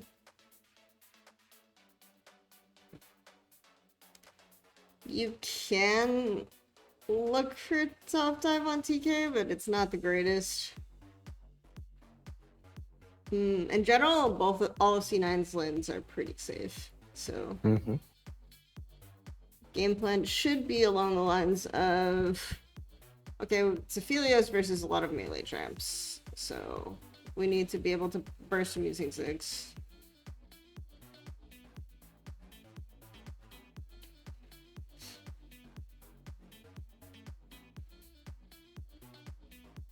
I do like the gate setup that's possible with Lee Sin, right? Because it's actually not too easy to crash like single waves versus Lee Sin.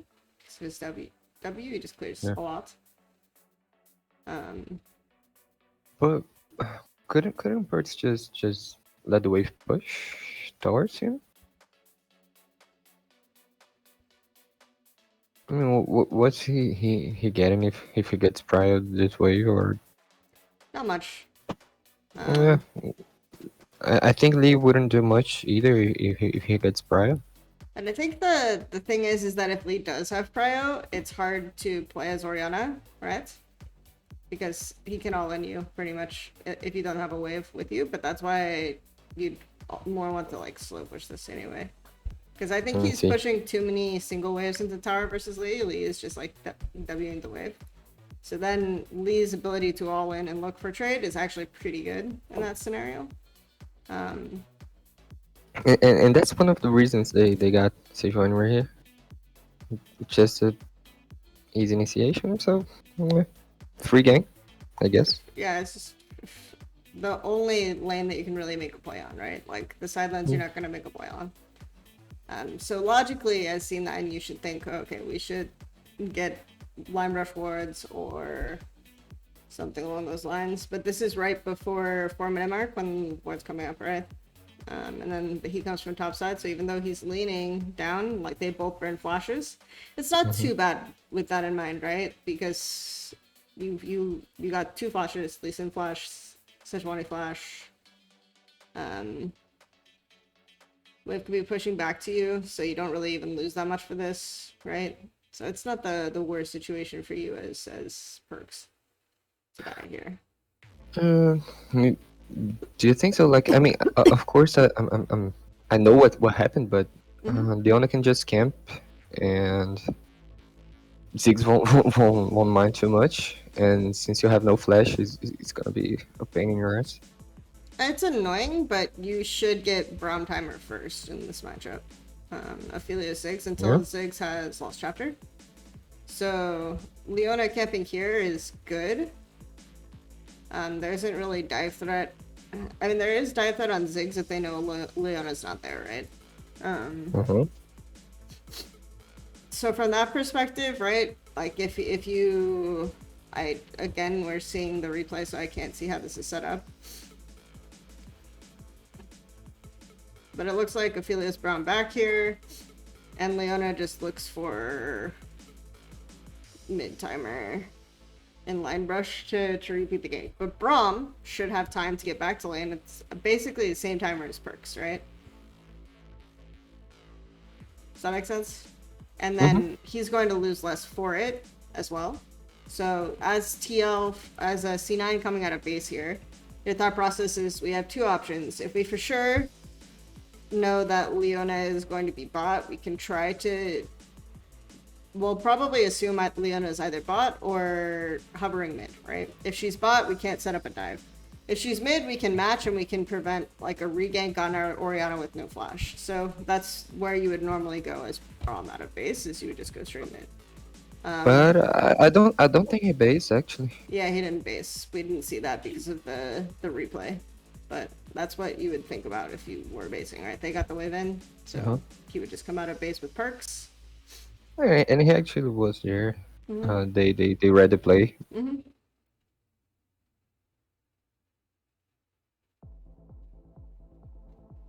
Especially since the wave is like this, when Oriana's coming back out, it's like, yeah, for sure, they're gonna try to deny this and make a play off of this.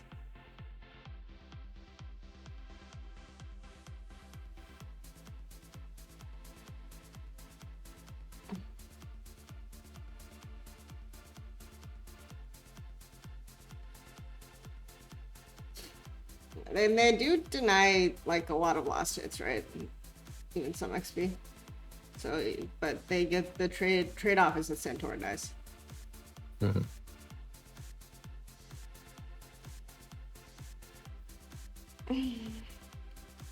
Ziggs is already behind on farm. Yeah, and Oriana and Lisa and TP'd back to lane for this too, right? So Yeah. Ori still has CP.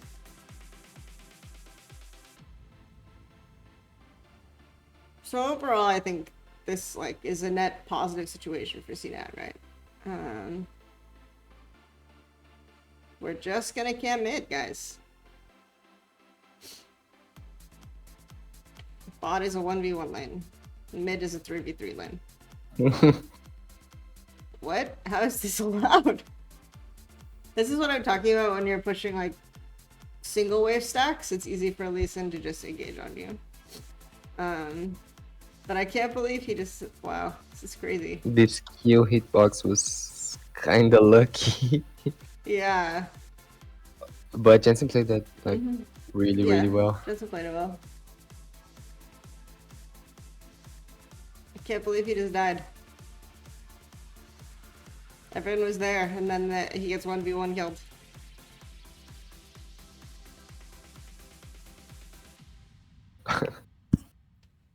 But he has to be no so... active. I like it.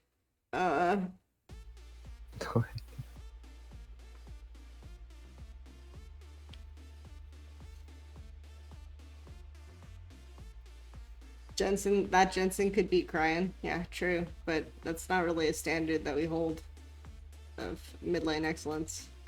Can you beat Cryan or not? and I guess like this game is already different from Liquid in the sense that Jensen is not tipping to sides his Savage place. Yeah, they're using like they aren't even using support timers, right? They're just letting poor JJ camp mid. Like poor JJ is XP down. Six is already level 6, which isn't a bad situation, right? Because now he can ult wave and there's no bot plays that are possible.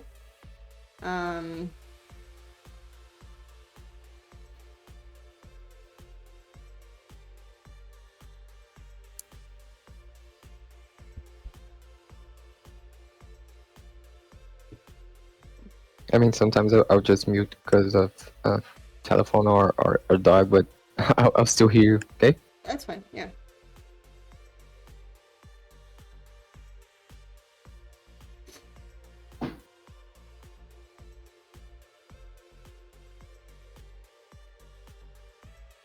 Can Oreo call here? No, probably not.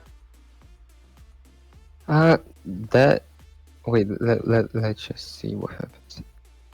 That's something Liquid actually did a lot, that they only recall in the actual Herald wave. You know, like they're not really interested in being there first. They just wanna play the waves. You know, if they go Herald, we'll go bot. If they go bot, we'll try to do Herald. Like here, right, C9 are recalling off of the cannon so that they have the option of going to Rift first from base, right?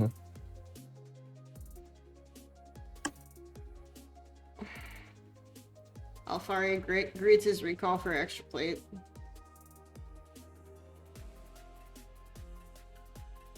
And in this situation, if Braum doesn't go back bot, it's too risky. You have to get your base in for sure. And to be honest, I think that's actually good from Liquid, like the way they're playing their Herald. Okay. I don't think, yeah. Well, I wouldn't try to, like, I know that my support's gonna be there second, right? From this position, so vision will already be set up from C9 side.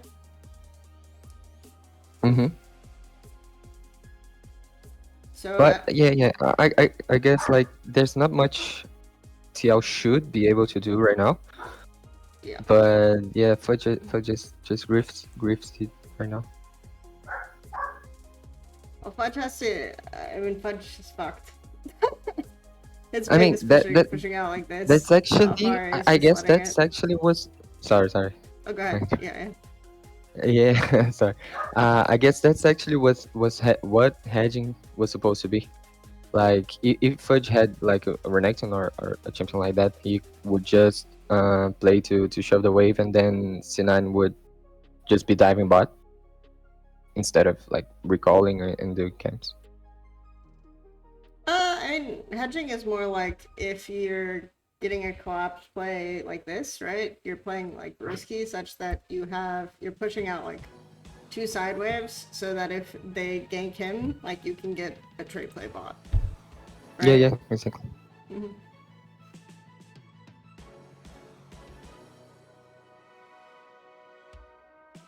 But I mean, the sad thing is that his wave is just like this, so he kind of has to push out, and Hmm. they're all set up to play bot. But Ziggs has ulti, so I think that Ziggs has ulti here, right? So I just don't think that there is a good bot play here. Like you can get Drake, I guess. And I mean, I don't think they could have committed top either because of what you said. Like Braum couldn't stay top. Mhm. So I guess that was okay. Braum could stay top, honestly. Yeah. Yeah, he could, because Aphelios had already gotten the wave. So Braum could have stayed top, and they could have actually helped Tom Kench crash this. Unironically. But they instead decided to sacrifice Tom Kench for a plate on Aphelios, which in some universes that's a pretty good trade, so that's okay. And Drake. But they're also giving up Rift for this, so core data is gonna be really low level.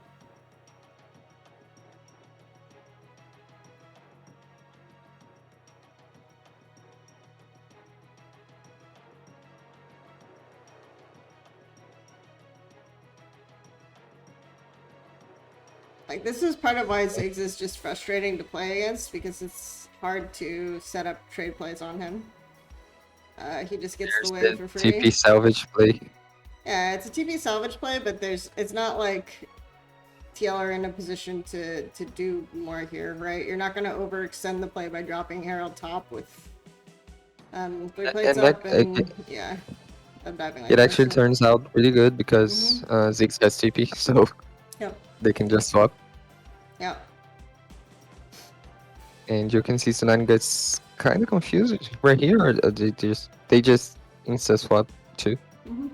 But yeah, that's a huge tempo Mhm. difference. Like, theoretically, you should be able to play the Ezreal lane like this too, but with Ziggs, it's just a lot easier. You don't have to be really careful about like how you're using spells to trim. You can just ult if you ever feel threatened, and you're eliminating like this is what we were talking about the previous C9 game, where C9 were kind of like not necessarily, and I would say that that was one of the best setup dives that we've seen from C9 in these 2 games. But it's just versus a Ziggs, so he killed the wave anyway, and there wasn't a play. So if you're noticing from the previous game, TL, how C9 are setting up their dives, they're very kind of fast, very like one wave sorts of dives, not a lot of denial.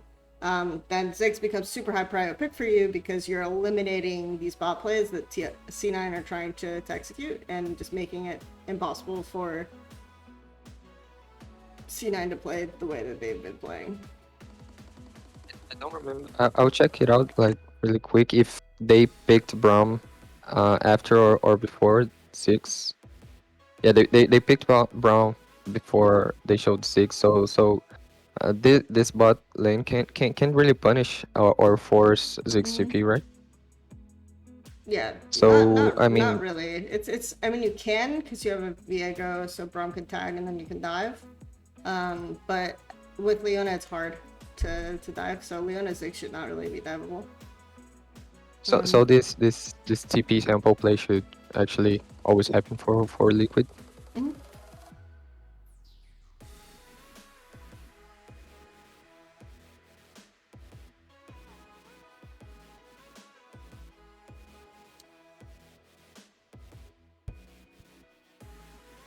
And I guess this alone is why Liquid was so strong during playoffs. I think people just couldn't find out how to handle it. They're eliminating dive play opportunity. They're eliminating trade play opportunities and stabilizing the map in mid game, right? I think that the way that they played the mid dives, or the way that they're trying to set up mid dives, is good though, right? So that's something that you'd want to see more of from TL. Yeah.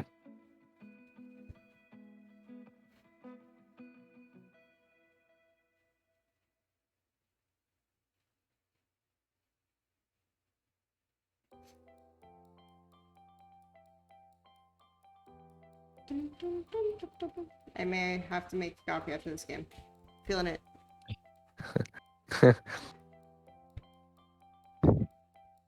It's a tough week, right? Yeah. It's a long week. We have EGA match day today, so that'll be fun. Wasn't able to help us much this week.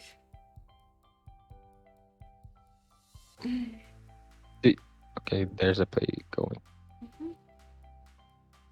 Do you plan on doing this like for playing teams as well?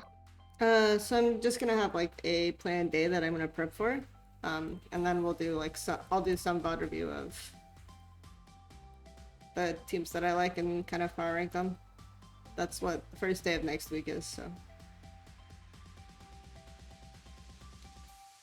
and we're trading versus the Ziggs with Rift Herald, and definitely behind it on that play. So now Ziggs can recall. Do TL care about the dragons? And here, I want to say no. I want to say it's optimal for them to not care about Drake. Orianna definitely greeting her back for an extra plate here. This is bad. Like, as soon as you don't see Ziggs on bot wave here... You had to recall, right? Yeah. Uh-huh. Like, she should be backing already. Yeah.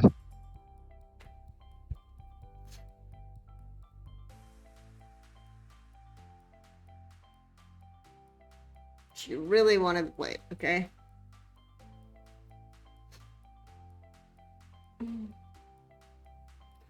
But the problem isn't even the fact that they... Like, the thing is that I don't agree with the TL TP though. Because this cast isn't super realistic. The importance isn't like catching Orianna here, it's the fact that TL are so much further ahead on the map, right? So this TP is really not necessary.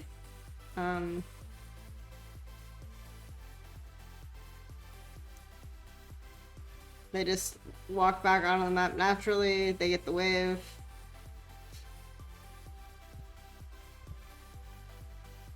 They can rotate for either side. Orianna will not be on time for, or no one will be on time for Drake, but because they overloaded numbers top, they're giving Drake for Brob kill, but Lee Sin is going to push out the side all the way, and they're going to get mid T1, so I think it's a reasonable trade. Pretty fine with that, especially if they get... Yeah, I mean, also because the bot wave hasn't been cleared, they're still just like up on tempo, and they have Tom Catch clearing that wave. It's going to take for fucking ever. Is there a way to defend that mid-tier one? As Cloud9? I mean, the only way to defend it would be if your backs were better, right? Like Orianna, Diego, recalling early.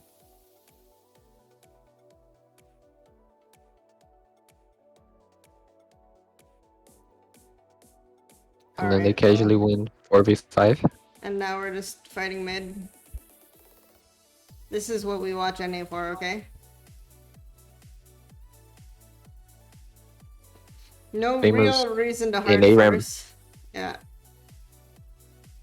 No real reason to hard force this 4v5 mid.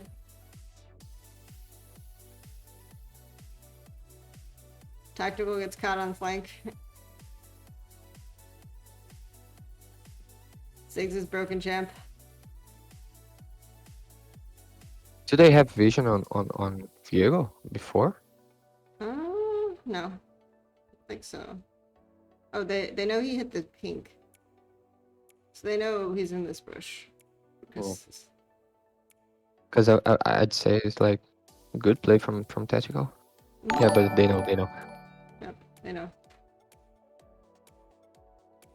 No, I think Tactical's played pretty well overall these past two games, actually.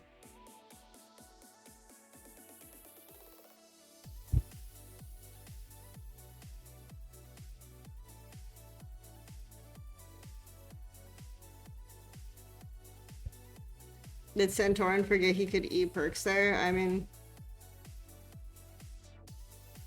Was he in range? let's see. I wasn't actually paying that much attention. Yeah, I mean neither.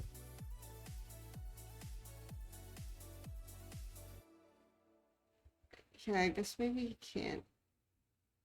Yeah, he should be able to.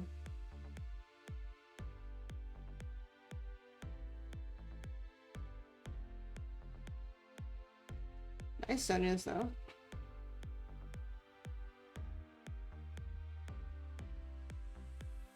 The important thing is though that C9 forced this fight mid, which is risk, right? It is not hedging because no one touched the top wave. And so now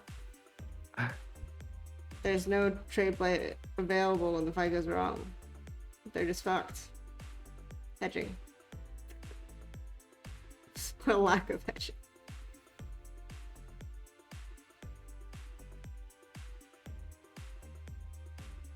I guess power ranks from now on should be like this team hedges a lot, S tier.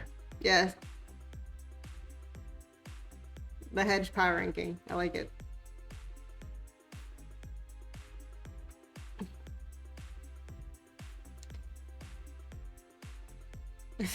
The opposite of hedging is just all winning on one lane, pretty much. All inning on one lane with no setup in on the rest of the map, right?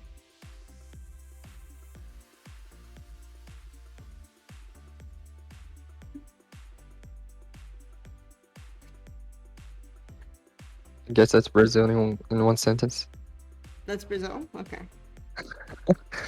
Then I don't have to do the Brazil VOD review. Good to know.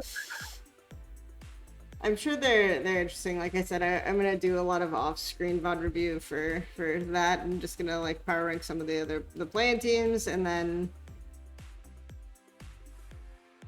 stream some of those games and talk about them.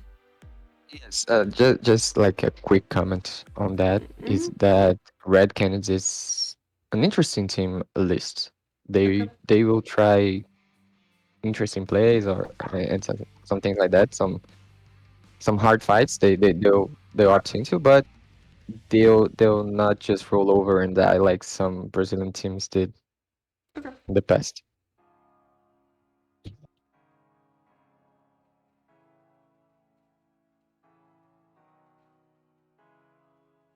Good to know.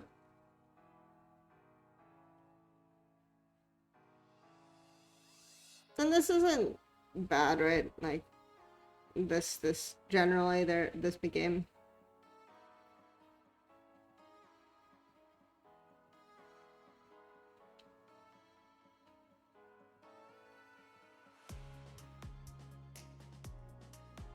Diego casually. Okay, well. Half of these three have half their HP bars while Blabber's killing Leona. Oh no, they actually go back in. Wow.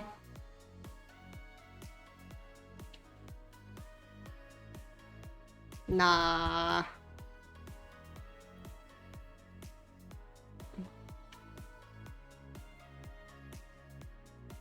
Sven's able to stack chakrams. Rihanna's controlling this brush. No mana though.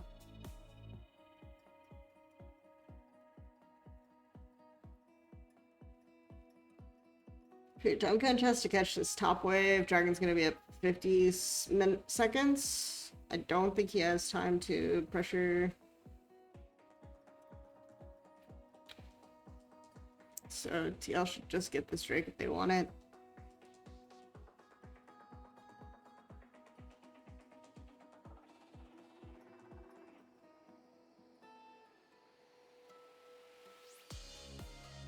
Control bot side vision. Hooray!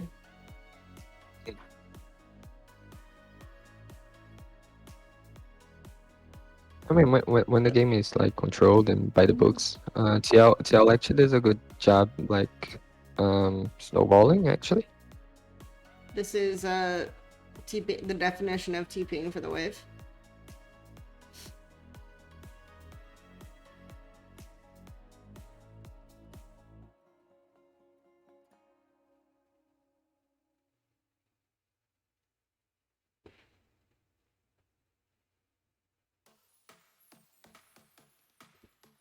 Yeah, and I think this is good too, because like Drake doesn't really matter too much right now, so you better get Well, a yeah, I 2-2. mean they're not at risk of losing it either. Mm-hmm. And they had that up. They already controlled deep vision. Like the goal of Drake, right, in my opinion, is more trying to force people to a predictable location, and then you're ahead on the map because you push the wave in all the way. Tamkench doesn't push very fast.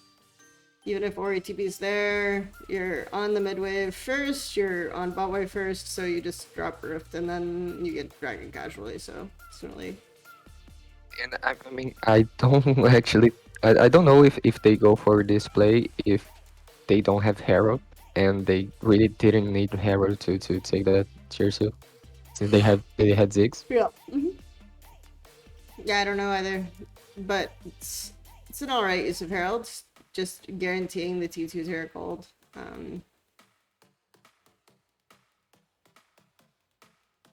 Okay, so now they should play for Baron, but do they actually kill Baron with this comp? They don't kill it that fast. It's okay, because it's like, Sejuani or Sejuani pass, Rek'Thai, yeah. yeah. But it's not that fast. Mm-hmm. I guess some teams could like delay the game too much right now because of this. I think main thing is that if Aphelios and Ori get on Baron first and bait you in, they can actually take it fast. Plus, it's hard to like you have mostly melee. Yeah. If you face check into Aphelios Ori, it sucks. Yeah, they're playing to Mhm. push their vision in. That's good. Bernardin did get bot wave. Now is not showing.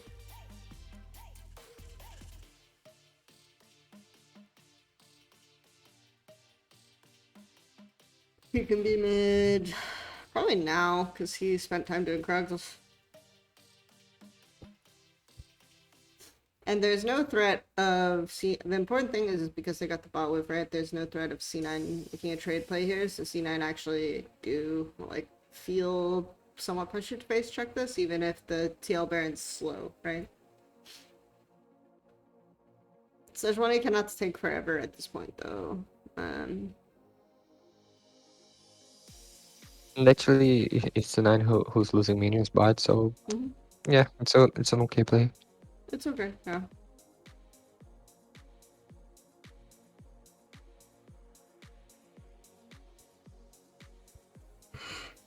Not the best, but you're probably not going to be sieging base turrets at this point, and there weren't camps up bot anyway, so they're just looking for shit to do. Maybe they can get Orianna Aphelios to face check and flash on some people and kill them. That would be the goal, but you're not playing seriously over Baron there, yeah? And I guess they TL just never commits bot. Like Renekton can take camps if he has the time.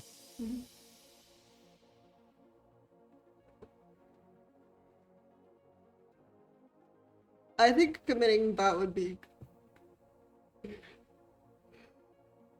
Excuse me, sorry. Would be good if they wouldn't feel pressured by Aphelios trying to take Baron, and they actually had really good siege. Like, all they have is Ziggs. But having, like, melee champs dedicatedly hit tower is weird. You either want to dive with this comp, or you want to, like, fight when they have to walk into you so that they can't use range advantage. The thing I'm looking at right here is that they aren't doing much right now because there's not much to be done, but the goal lead was growing still. Like they were attacking camps, they were denying some farms, and I guess that's, I mean, not much since you have like 8k uh goal lead, but some teams would just like overforce Baron or don't do anything, and the goal lead will be shrinking.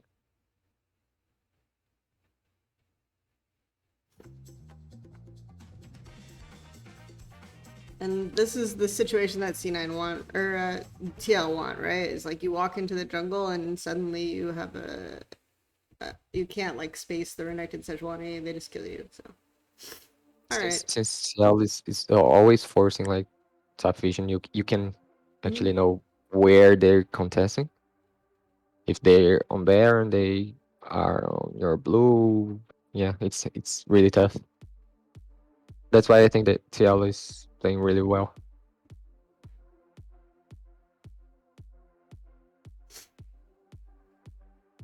But I mean, again, it shouldn't be that hard since you're 8k up. Yep.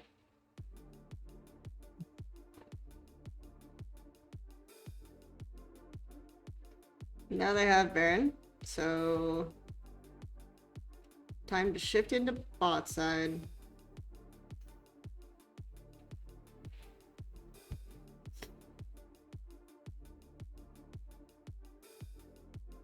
Ray.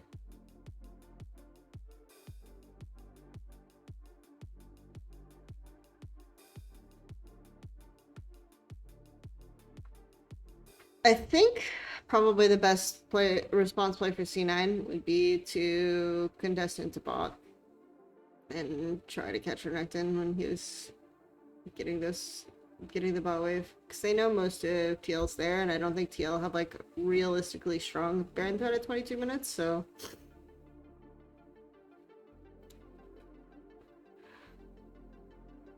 C9 did have options for playing the situation better.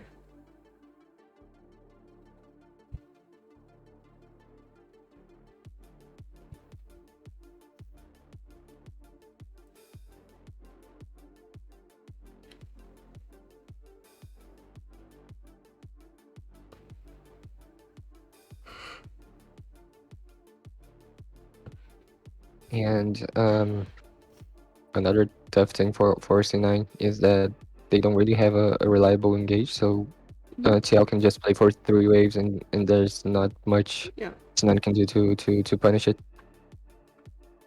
Yep. Like if they had like a Leon or something like that, I think TL will be actually playing for 2 waves, right?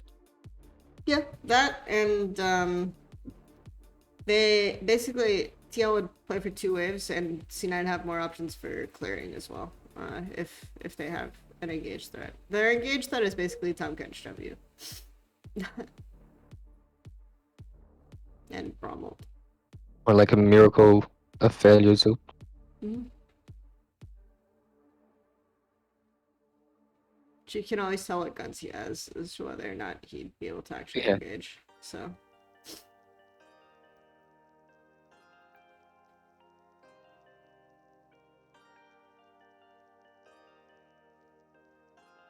Both.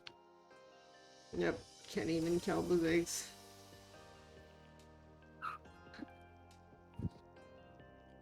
Wasn't a bad look.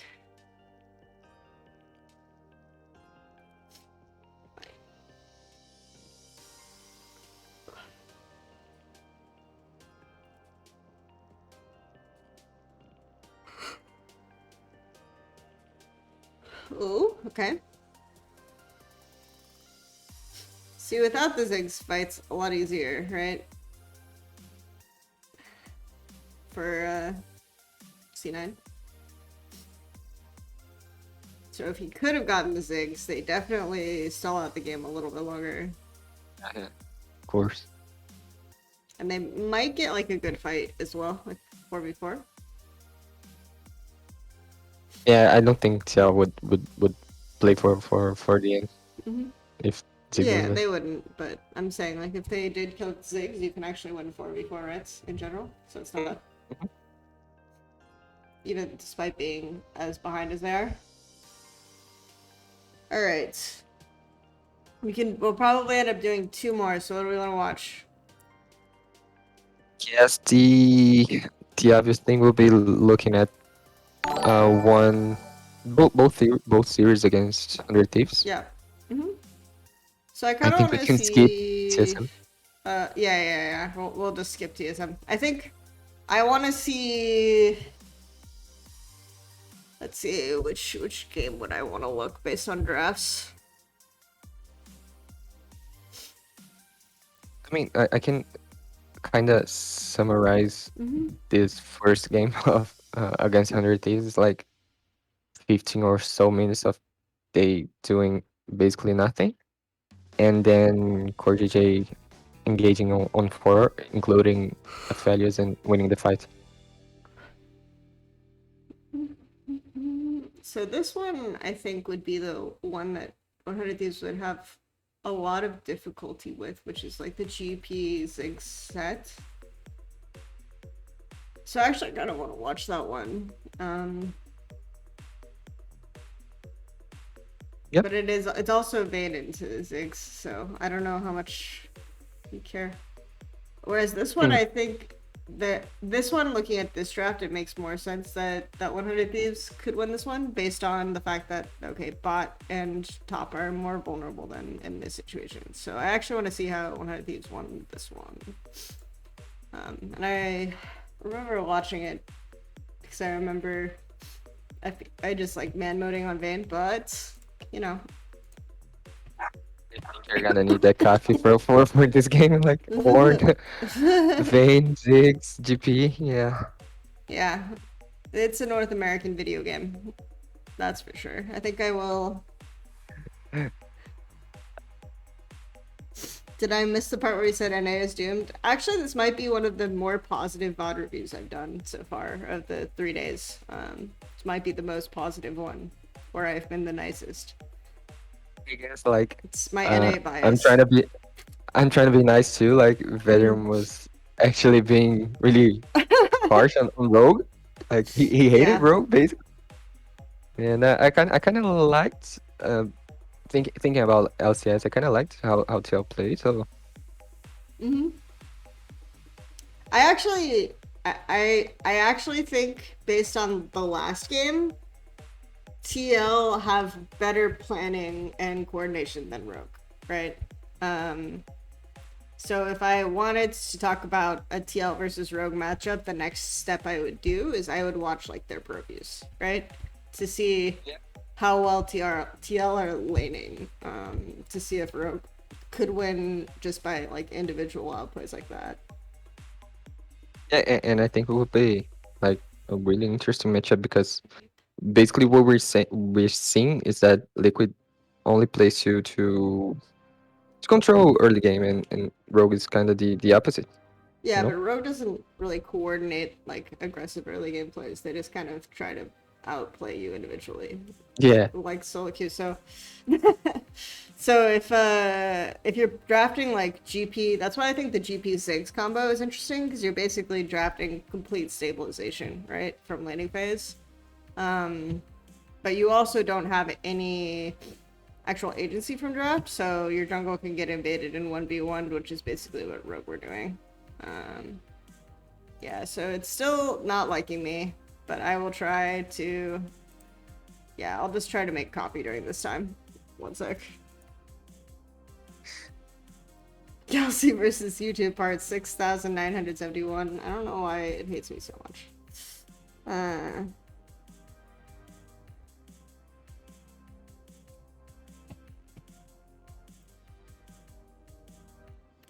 Alright, one sec. I'll try to entertain chat. I mean, Yeah. to Grim Bleeper's point, like he's saying that they don't use their lanes for anything, but I kind of see the same like of Team Liquid during the early mid game.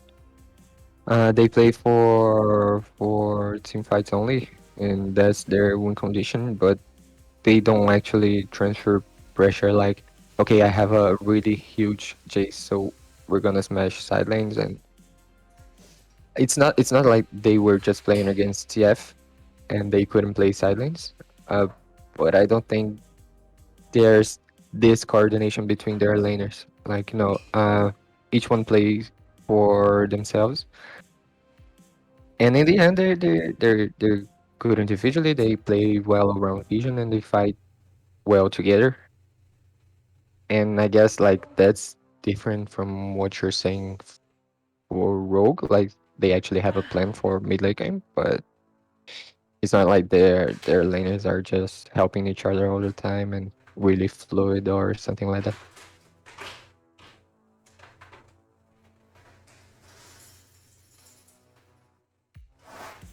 Laje white people happy. Yeah, good vibes only.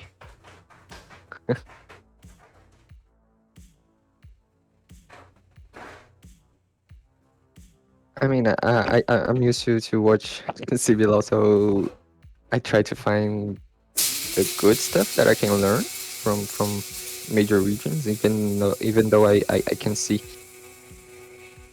that compared to LPL or even LEC, they're not doing that great, you know?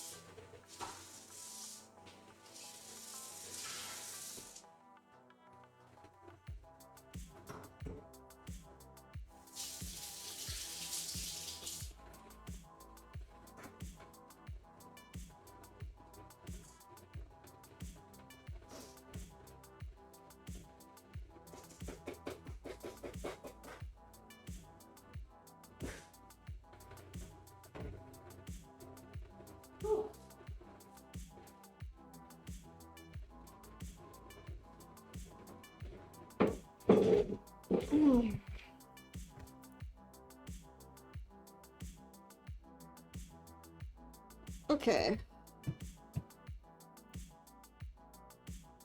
Okay, we are back. How's chat? Ah, Yeah, they're good. They're good.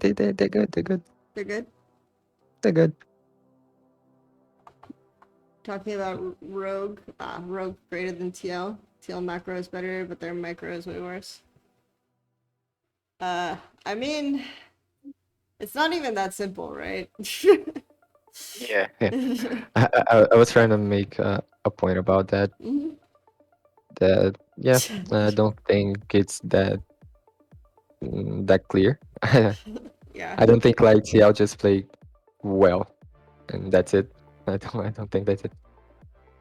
chat is based. Trimby just solo loses the game. Yeah, I mean, I think there is definitely a support gap. And a lot of a planning gap. I would say that if you draft file lanes as rogue, your best chance is basically you invade jungle and 1v1 Santorin, and that's how they get elite, right? But then if they can close out, that's more the question, which their tempo grade was really offensive to me. We'll see, we'll Or see. you just ban Ziggs and permadive bot. Oh, I just mean like rogue. Yeah, ban Yeah. Ziggs, permadive bot, you can do that. First pick Kalista as they do. But you're not gonna. They weren't even coordinating dives, right? That's the problem with rogue, Yeah. because they weren't even coordinating dives. They were just like trying to 1v1 across the map. Yeah. With the exception of like Larson, who actually was trying to play with the team, but kept giving away his mids, so he and Chenso would get along. Let's see. Where my coffee's boiling in the background. Sorry if you can hear that. All right. The insane last pick Orin into GP. We'll talk about 100 Thieves next week, chat. We're going to have. I'm either going to get 100 Talkbot on, which I think will be really funny, or Cubby probably for that one. She's been the 100 Thieves cheerleader like all year. All right. GP, Born, Sejuani, Aurelia, so yeah, I mean, this is like, we fight mid for sure here. I like the Lee Sin Sejuani combo, it's interesting, right? Because I've seen them pick it, but I hadn't really thought about it too much. It's just good gap close and then Sejuani follow up. Obviously the Sejuani passive melee combo as well, but it's just a combination that obviously we wouldn't see before this year. Unless we're talking about 2015 Fnatic. But I guess it's not like a game changing. Yeah. Okay, they get GV2 Prio and Yeah, it's not like insane. It's just kind of nice. Fun. Yeah. And this is, again, like if you're prioing Sejuani, you're going to be susceptible. You're probably giving the window to teams like Rogue, right? I think my coffee finished boiling, so 1 second, I'm just going to pour it into the carafe and we'll be good.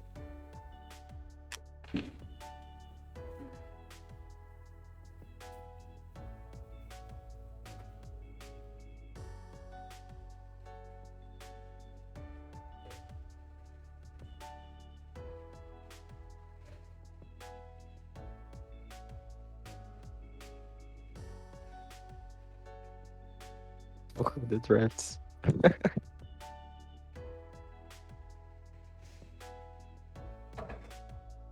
You can be honest. You didn't care about it at all.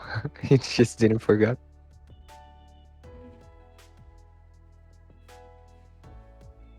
The only thing you looked at was Orange GP and Resident Sleeper. Wow, my stream delay is massive, actually. Okay, all right, so immediately looking at this, we should have like 3 lanes of prio from level 1 for TL.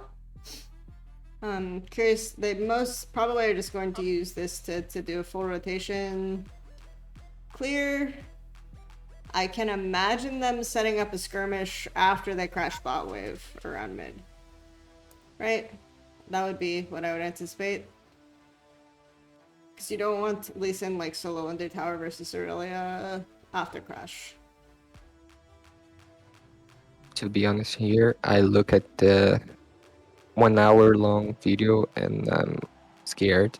Yeah, we don't have to watch the whole thing.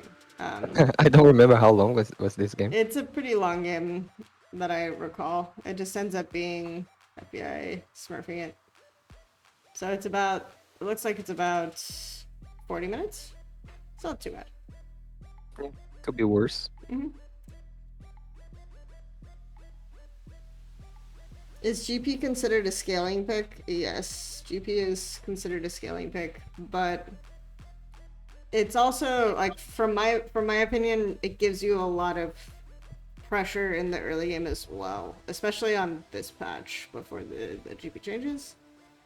Overall, I don't think the matchups where that it affects the most, like the 11.17 ones, I can't remember what patch it was changed.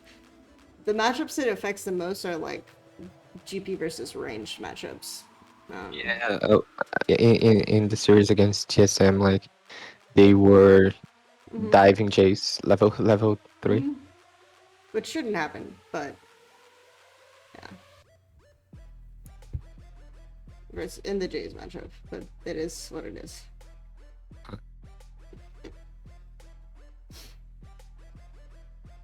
We got a farm in top. Okay, now we got 2. We're farming now. We got it. Just trading.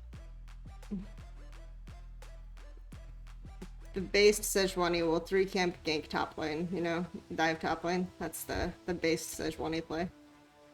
But that won't even be good here because Horn is full HP. But It's the new Renekton list. GP Sejuani. GP Sejuani, yeah, it's could play. I remember on One Thieves Academy we played Aatrox Sejuani that way.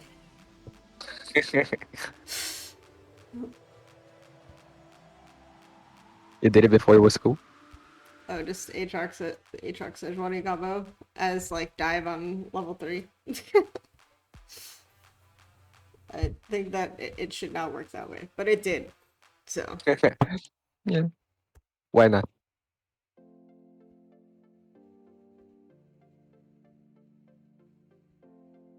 with 100T winning, are you ready for NA to just go absolute sicko mode at Worlds this year with 3 solid teams coming in?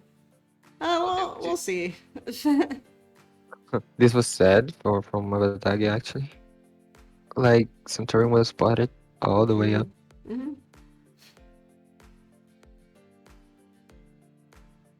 Yep, Centurion was so okay. They did basically do what I thought would happen, right? Core JJ took a timer from VOD and they 3-manned. Though I may have already seen this game, so just throwing that out. They even show preview from Mabatagi if I recall, and like it was so lame. He didn't try to do anything. I don't know what the thought process was right here. Mm-hmm. He didn't want to lose the wave. That was the thought process. Yeah.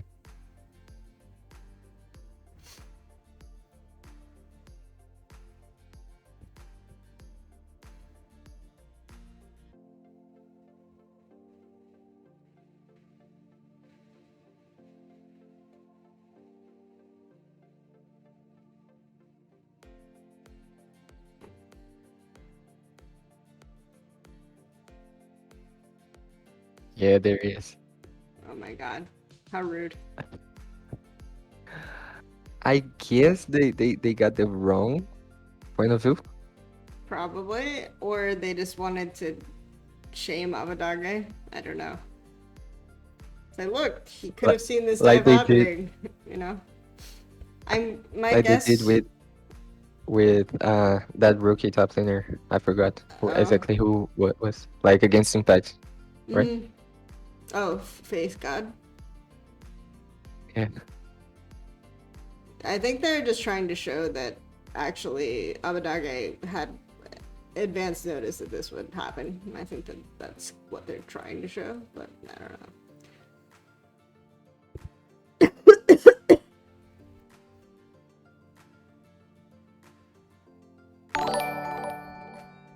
What's the bar for NA to be the new Western Hope? I don't know. We'll see.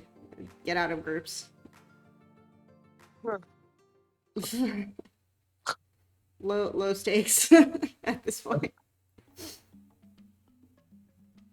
Yeah, I mean, if CBLOL gets into groups, it will be like the new bar ever. So Yeah, there you go. the highest bar ever. I don't know what to say. INTZ got into groups in 2016 when they beat ETG, right? Yeah. Yeah. Play-in format. No, yeah. Mm-hmm. Yeah. I mean, we had a playing. It wasn't Worlds. It was like Yeah, it was international like wild card. Play-in qualifier, basically, right? Like the World's qualifier for wildcard. Yeah.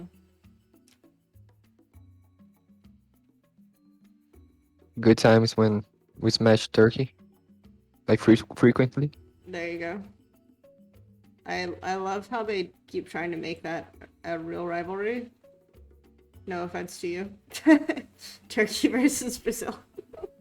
But what do you mean by that? It has not been a real rivalry for years. Okay. Yeah. No. Yeah, we beat them this MSI, right? Did you? Can't remember. Yeah, 2-0. 2-0? Oh, right. Yeah. There you go. It's coming back. Bring back the Yeah. Turkey-Brazil rivalry. Let's go.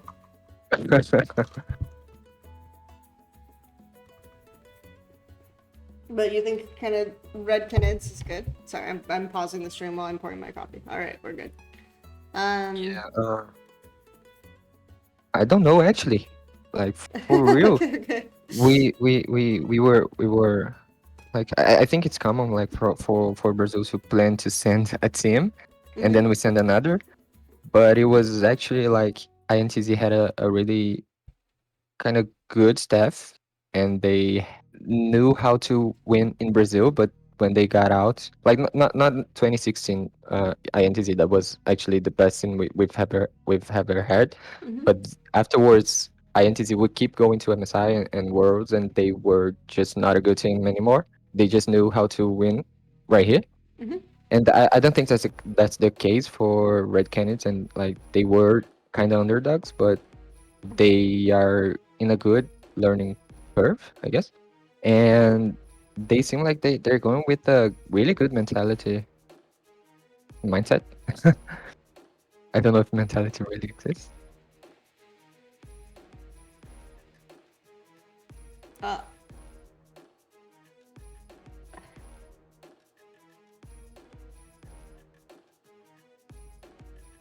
Well, mid is a duo lane. Yeah.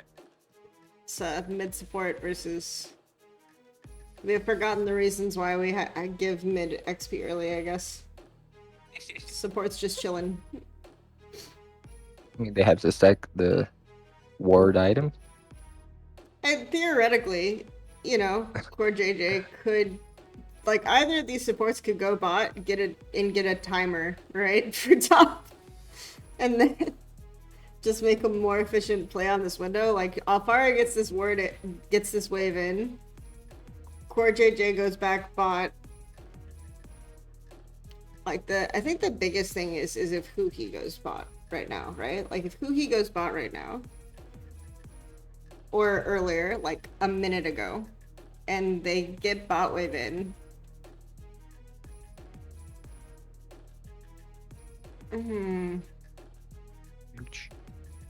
Alright, well, this was a good play from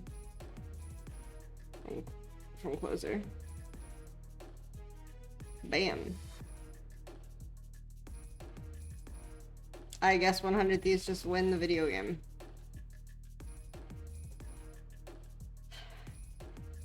The problem with 100 Thieves just winning is playing Aurelia versus Sejuani set seems miserable to me.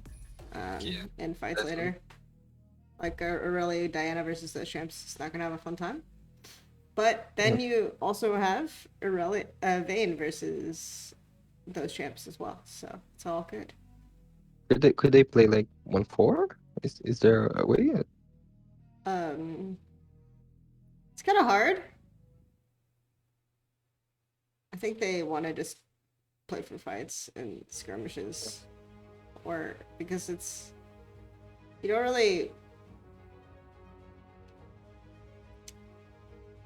There isn't really a midsection. You can play Aurelia to win side lane, but you don't really have good way to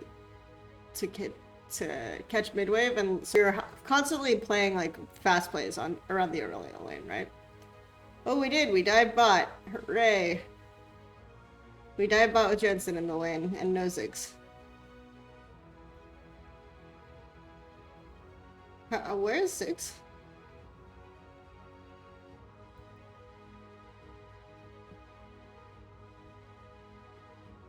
So they get this rift. After 100 Thieves wins the fight, they give the rift to Santorin and do a bot dive instead. I'm fine with that. I just don't know why Ziggs is mid, per se. That's kind of weird.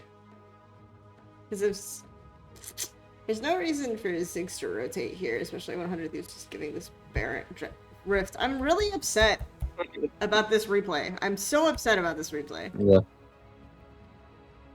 Because I'm wondering if... Alright, because Ziggs is showing mid here. Ziggs could just go on this wave. Because Jensen will be in time for the next wave.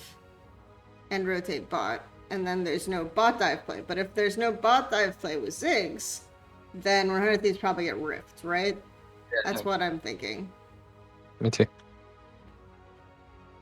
That's also why I'm really upset that this replay exists. Because I just want to see. I guess Jensen should just like not go bot at all. Yeah, I mean, Ziggs even ult the wave. So yeah. what's the point? They could be mid. They could be trading top. Yep. Like, so they could have someone on top wave, right? So.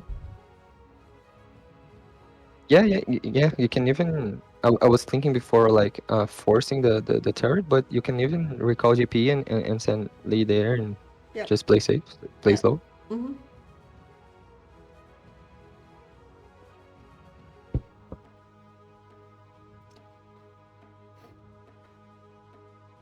So that was weird.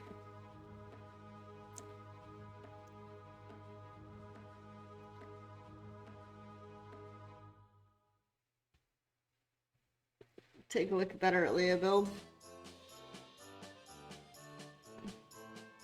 What, are you jealous of the Aurelia build? I mean, I don't remember where, but I saw people talking like about this build that Abadaga does, and I don't see where is it's wrong. Oh, I think people are just talking about Dornby's build. Which has become really popular with like Gore Drinker tank items. Yeah, I think that's just what people are memeing. I actually situationally prefer Glass Cannon build, but if you're having to like team fight versus this comp, you should build like a tankier build. Because you just insta-die in every fight. I mean, disengage Aurelia. You stay right beside Vayne, and you use your ultimate and your E to peel for her. Yep. I liked... Or just flank them like that. I want to see this. I like that when Core JJ ults someone away early, it's like, yes, I killed the support. He's isolated. I can go on that.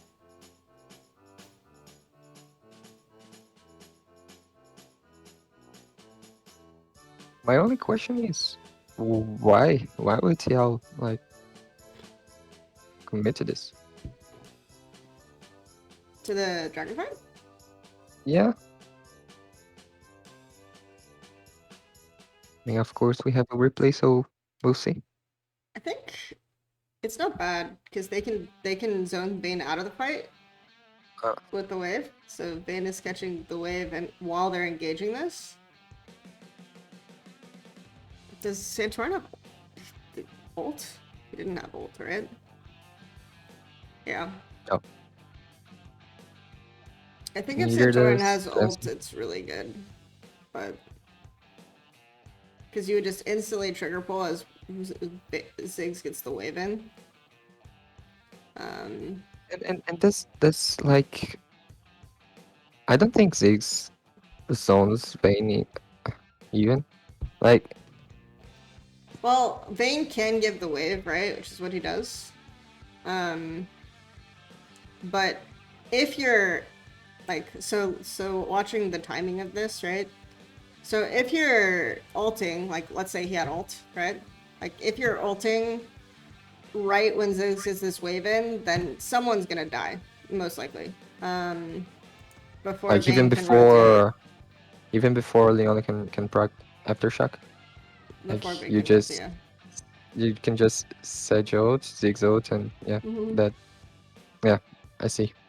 But because they don't have like really guaranteed engage that they can do in split seconds on that timing, it goes a lot worse. So I think it's the same mistake they made like in the first fight.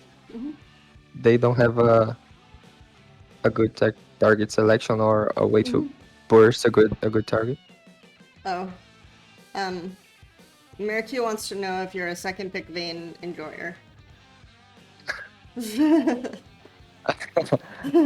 I mean, that's the only way I could possibly enjoy Vayne because I don't like the champion very much. But yeah, second pick it's the only way you can respect it. Second pick, yeah, on the chart, it's like LNG sees Ziggs, instantly pick Vayne, you know, and just ignore the rest of the draft. It's the best. Aren't we all second pick Vayne? Approved. Okay. You won the important test. I'm part of the tribe now. Yep.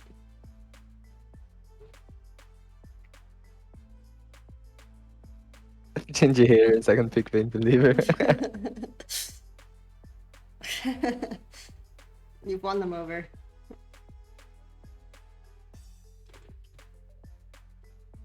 Okay, so yeah, this game is now pretty good for 100 Thieves, right? I think you can.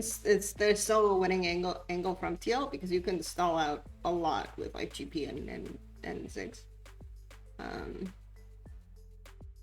But hard to kill Vayne with this comp also. Yeah. There's just not that much You easy damage. have to exclusively save your ult as Sedge for Vayne, and then make sure you have your full 6 combo to 100 to 0, and hope that she forgets that Wit's End is an item in the shop. So. Yeah, I mean, GP and Ziggs need to save their ult to zone. But it's hard, you know. They have I really. But you can Vayne is not only not the only threat. also, because there's not a lot of guaranteed wave clear for 100 Thieves, you can out rotate them. So that's also an option, right? So you don't just like Okay. avoid those fight scenarios. Problem is that no one beats Aurelian's side. So sucks. And even Vayne, like 57 bots. Like Ziggs will always just get the mid wave and they hard commit to one side and they play like 2 lanes like that, and I think it's winnable, right?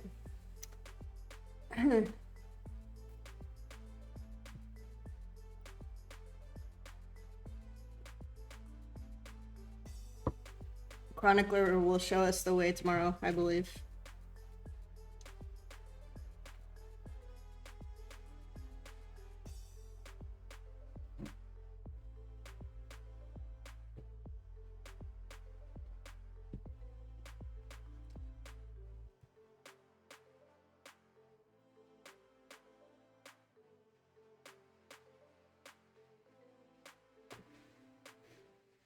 So what I won't recognize the university, but what team did you coach?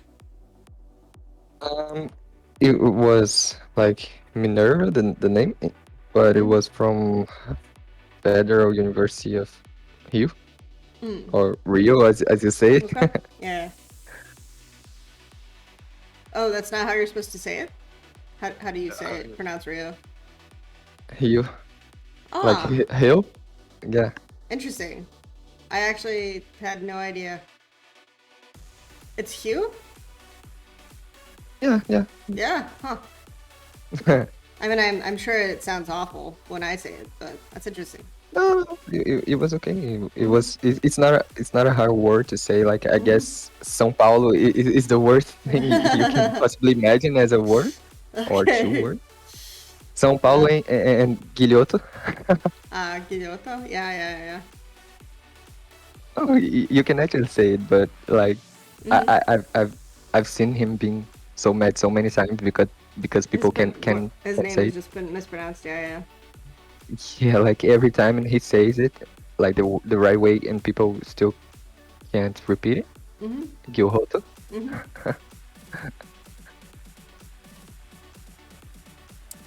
Alright, so TL just trading on the map for Gold.GP, which is fine.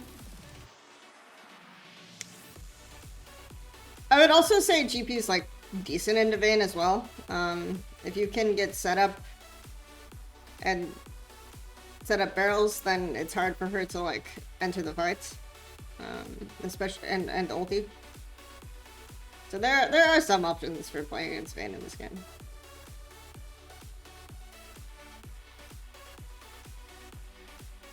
Yeah, I just think that if you're playing against Vayne, then Irelia Diana will take the fight over.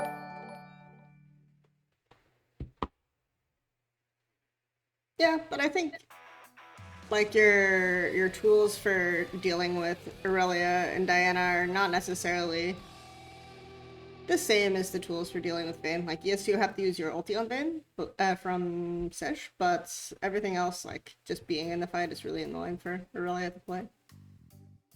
I guess these are both annoying drafts. Mm-hmm. I'd probably say no player in this game is actually happy playing it.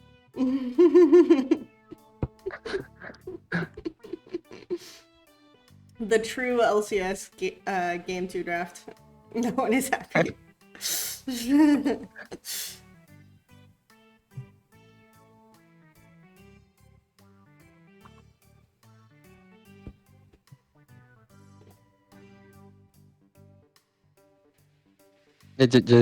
I was just looking at chat. Like if something starts with R and it's Portuguese, you can say it as an H. Like Revolta, the jungler. It's like Revolta. Revolta? Okay, that's interesting. It's not that hard. Yeah. It's actually, it's really interesting to me, because I don't know if you're familiar with Emily Rand. Because she actually spent a lot of her early career covering Brazil, right? But I've never heard her pronounce it like that, so I just, I can never trust her again, Oh no. I'm here to banter Peter and now Emily. That's what I'm taking from this stream.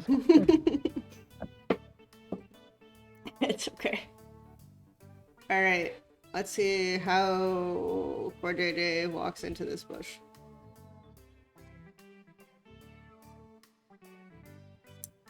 Well, 6 is showing on the wave. No one else is, so okay, well, whatever. Goodbye, 4JJ.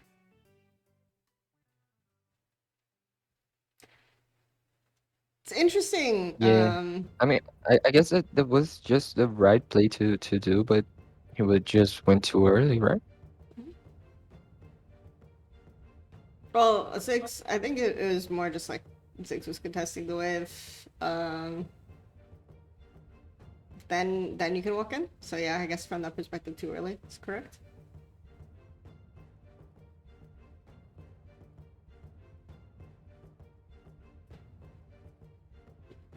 I like how Someday is relegated to clearing mid-wave as Ornn.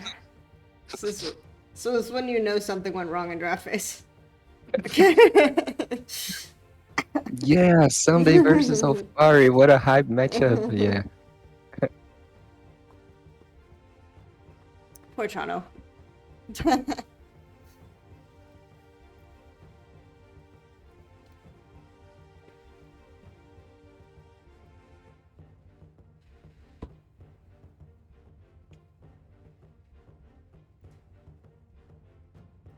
Yeah, I know Emily did try learning Portuguese, and she talked to a lot of those INTZ players, right?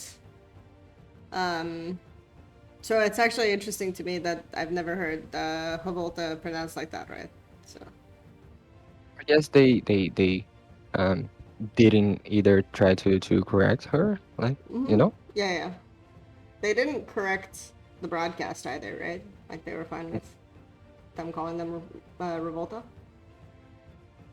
I guess the only thing like that I've seen is like Tita when he went to Worlds. Like he's going to these Worlds as well, and they actually corrected it. Like it's not Titan, it's like Titan. Oh, okay.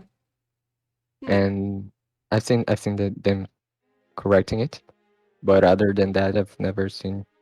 A player from Brazil like correct their pronunciation of their names. Yeah, yeah.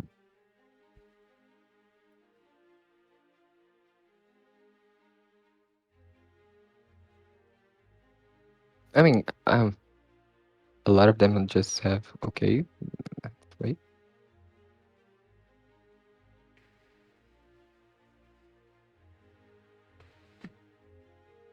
I do appreciate that 100 Thieves do not give a fuck about top lane with and are just going for it. Yeah, Just I mean, first mid. it, The NA yes. tradition. It is the best. Yeah, yeah.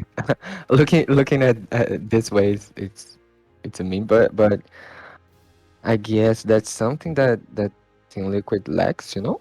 I think that's fair. Like trigger pull is what I would call it, right? Yeah. Like just forcing on waves, looking for this type of opening. It's like you're not. It's like sort of creativity. I think 100 Thieves mid game is really exploitable, but in this context, it's like creativity because they think, oh, we just get the wave and they can't dive us, right? Which is true for early game, but at this point in the game, it's definitely not like you just insta dive in Aurelia as 6. And I remember the NARAM days, like the true NARAM days. And yeah, it's bad if you just like forget about side lanes and just try to play mid every single wave. But yeah, if you don't do that ever, you get like so Well, predictable that it happens what happened to Liquid. and in this game, I think, like we wouldn't want both Aurelia and Ornn to show at the same time. It's probably not good. But also, this game, I think, they don't have a lot of options for getting tempo by clearing sideways, right? So they basically just have to overload mid from draft, which then the criticism becomes, well, is it a good draft then? Rather than, are they playing the comp correctly? But yeah. It's like really hard for them to get good windows from wave clearing.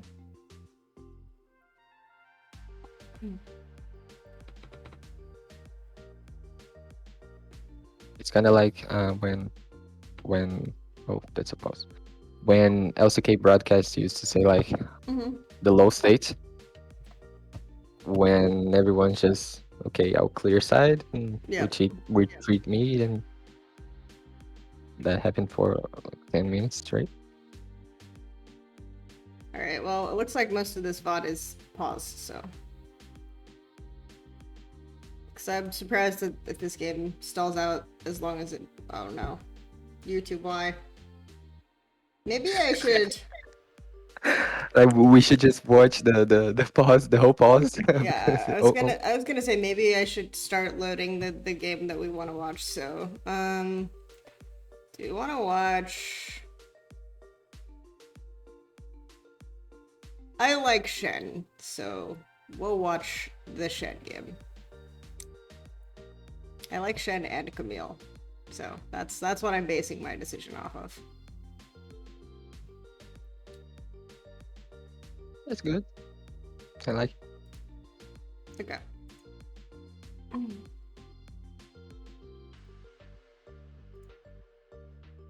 Alright. Back to the game at hand. I will resist the urge to change the video quality. I have to. I can't handle it! Okay. Oh, that wasn't too bad. It didn't.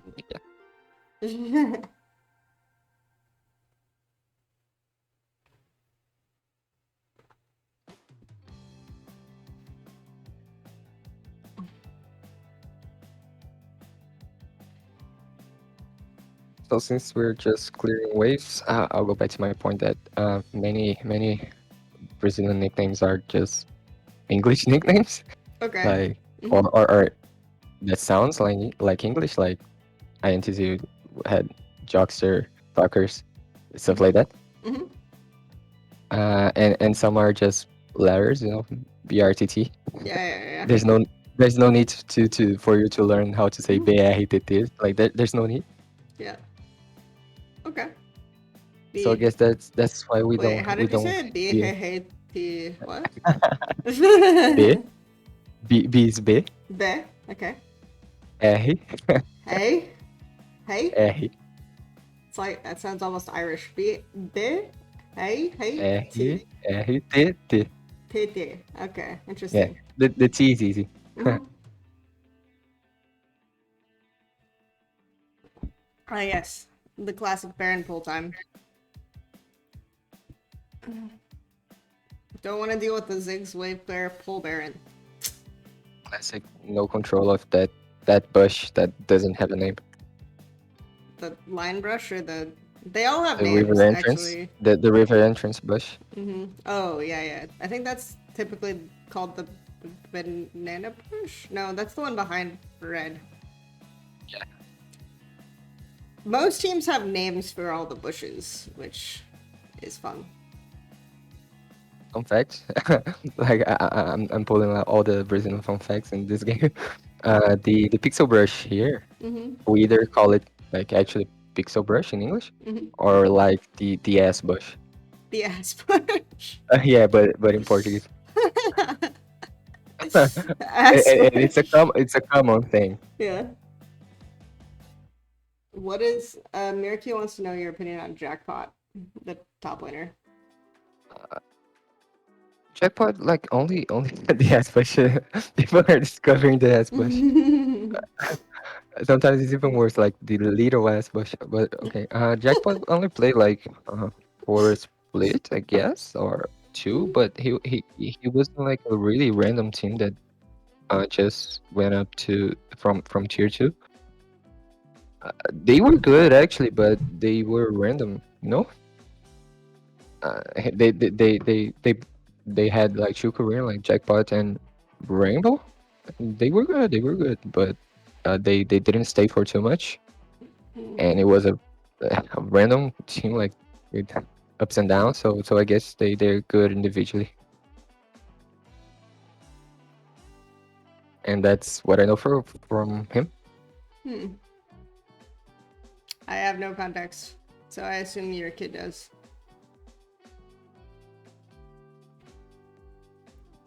Okay, so if we're chasing into Ziggs, this is how we and GP. This is how we lose. Nice. No, really old. Really close, yeah. Kill them all. No. Okay. Well. We can chase either. Yeah.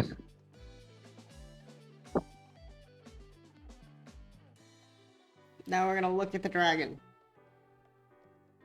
Riveting gameplay. We're just having our tanks hit the dragon. Oh, both middle laners flanking. Kind of, if you can call this a flank. Yeah, trying to. Yeah. Oh, Arco. And Vayne is It's messy. untouched, so Yeah. it is the Vayne victory. Second pick Vayne. It was not second pick this game, so it's an inferior Vayne pick. But So first pick Tryndamere mid and second pick second Vayne. pick Vayne, yeah. That's the correct draft order. Ideally not with Kiana jungle, but Kiana jungle fits into there somewhere. And I don't know if it's global, but we had some talks about Amomo Sport. Yeah. That's Yes. that definitely raises its head sometimes in the scrimmages. So I guess we're riding the meta. Yeah, it's a new world. Yeah, definitely the weirdest thing is second pick Vayne.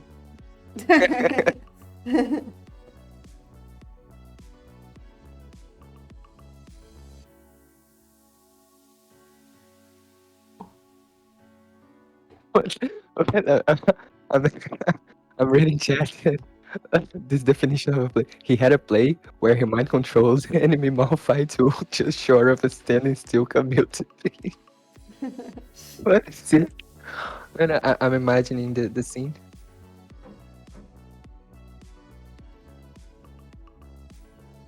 Blind Zach, actually, yeah, Blind Zach is fucking terrible. But, you know, we're gonna see it at Worlds probably from LNG. Okay, and we're going to another fight. The 100 Thieves are engaging. Nice, nice.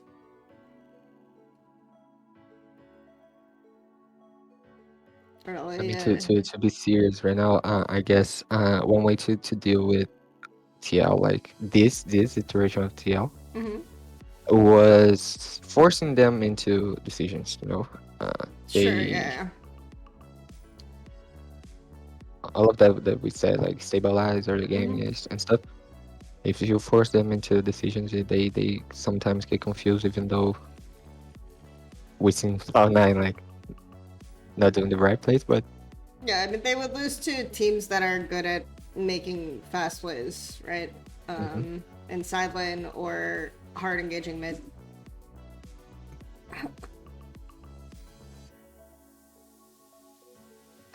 And that's all C9 was trying to do, is like really, really fast plays. And they were not set up that well.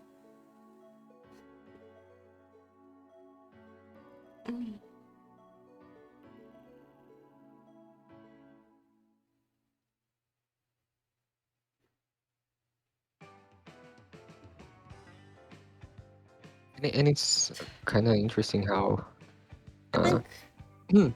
how drafts can work. Like they picked GP, Sejuani, and Ziggs, and they still got outscaled, no? Yep. Kind of outscaled.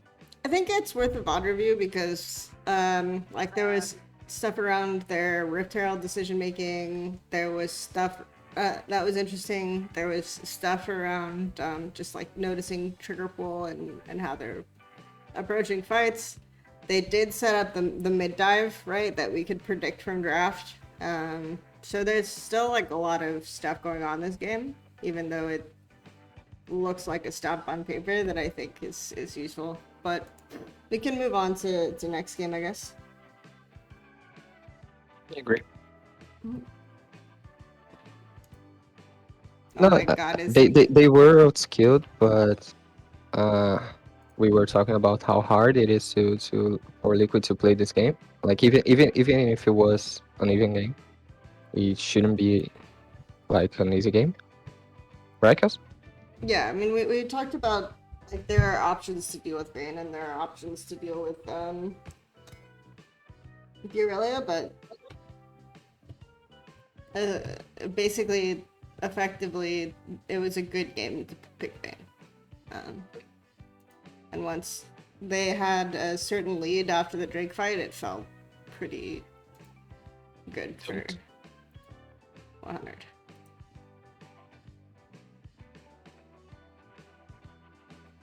So this is the last series, right? Yep, this is the last. This is the first game of the final, I think. This is where they have the blind Camille, and then Shen exists to play off of LeBlanc into the Cinder lane.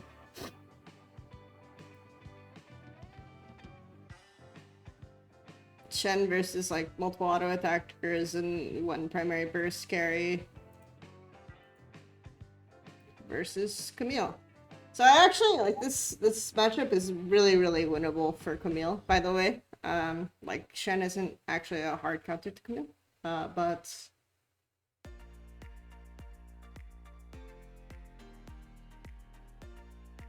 I think this would be an interesting preview to watch, probably.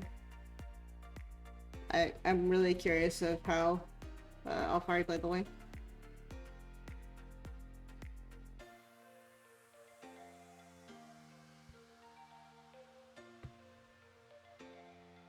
And they both went burn shoot. I guess for Shen is really normal, but for Camille is at least interesting. Nope. What do you mean? Darren Shield beginning. Oh, Dawn Shield for Camille? Yeah. Yeah. Shen actually wins early trades, so I think it's Mm-hmm. fine for Camille to go D Shield.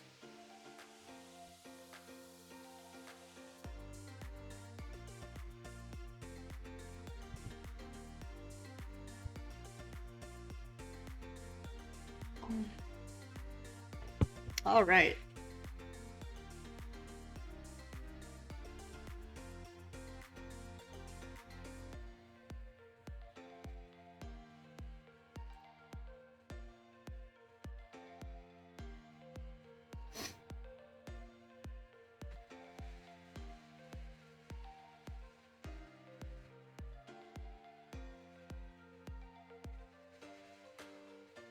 Oh no, Jensen. Oh no, Jensen. Okay, so the same experiment as last time. Coordinator shouldn't get free window though, but should be protected from dive, right? But it's actually easier this time to dive bot. Not that it's easy, but It's easier kinda than easy. with Ziggs, but I still think Ezreal and Leona, they're undivable with 3, in my opinion. Yeah. Yeah, but thinking about like if Core JJ just leaves Ezreal like yeah. he did. With Ziggs. And they're a lot lower too, because for your Varus poke.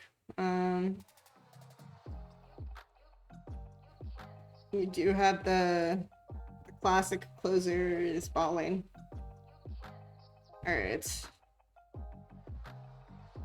How far he takes tower shots? Okay, well, that sucks. He gets Scrub, he gets his wave in, recall, go back to lane.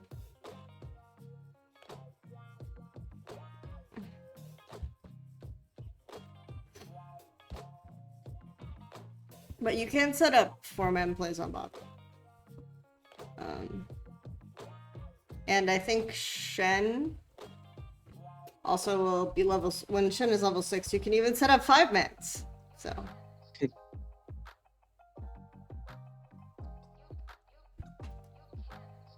I think I remember in this game, like at one point he gives a wave top to make a bot play.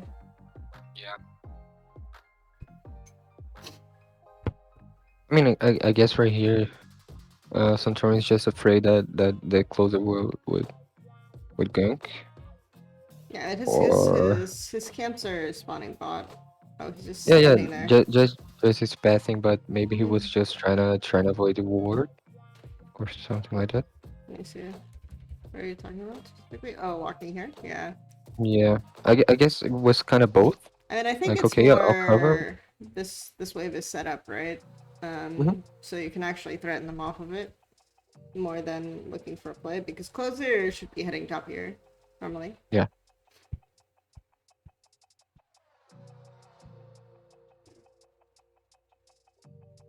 But again, much like Ezreal, Leona, Varus, Alistar should not be tappable from a full HP. So, and Awesome. Also, like earlier, Alfari has a crashes his wave, but can't do anything with the bounce. You know, he can freeze, he can try to gank. So it's just a win for Shen actually. He'll have a better buy. Yep, he can't stall a wave here as Camille. It's really hard.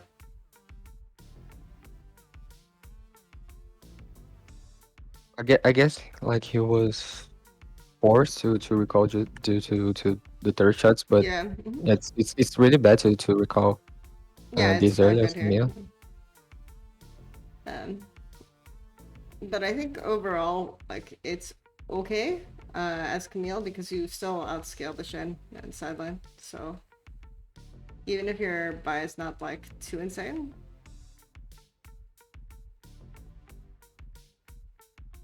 like double Ruby Crystal Shen isn't going to be right game winning in this lane versus like D Blade, D Shield Camille.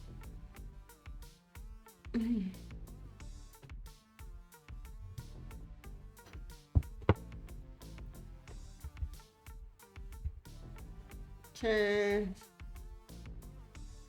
Core JJ resetting through mid. Shocking.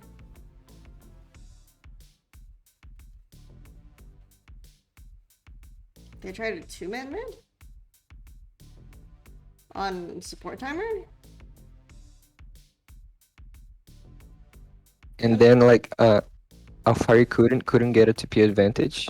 Mm-hmm. But closer made someday spend his TP. Mm-hmm. This TP is bad though, just objectively. Yeah. So.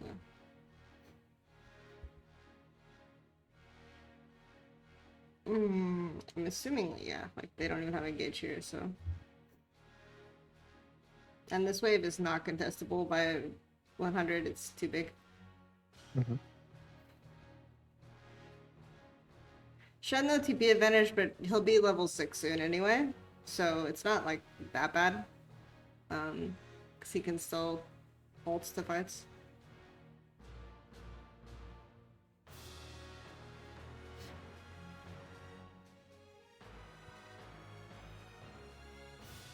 I mean, and kind of like Liquid plays for small advantage, but I guess sometimes they just settle on too small of advantage.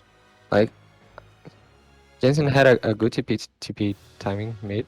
They had a stack wave top, and they didn't try to do anything. Like they steal the big raptor, but and they got crab, but that's it.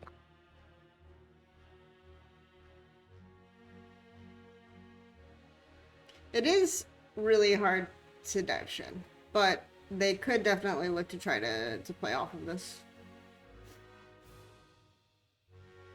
I mean, just try to chunk him would already be good since he doesn't have TP. Yeah, but it's not necessarily something you're going to invest like your Syndra TP in. I guess if Syndra But Syndra had already TP, you know, and when she TP'd, Alfari was starting to stack. Yeah, I know what you're saying, but I think it's like the Shen, like diving Shen, is not going to be as impactful. So Syndra TP's here. Is that what you're talking about? Like this timer? Yeah, they could try to look to do more, in my opinion. Like not only Oh, you in mean this specific game. save TP here. Okay, so you don't want them to TP top now, but you want Syndra to save her TP. Yeah. Okay. Yeah, I mean, I agree that TL, like, I'm not gonna argue with you that the TL can make, like, more plays. They definitely could dive top more often. I wouldn't typically look for, like, a Shen dive. And I can see Maybe that if Shen gets, like, super chunked, right, in this lane, then it's worth to invest, like, mid TP and try to dive him.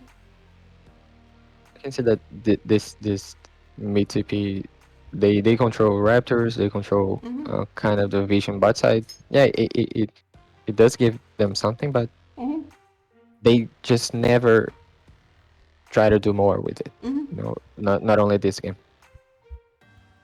On the mid TP again, because they make the play. They do look kind of for a play off of mid TP, right? Like TP's back.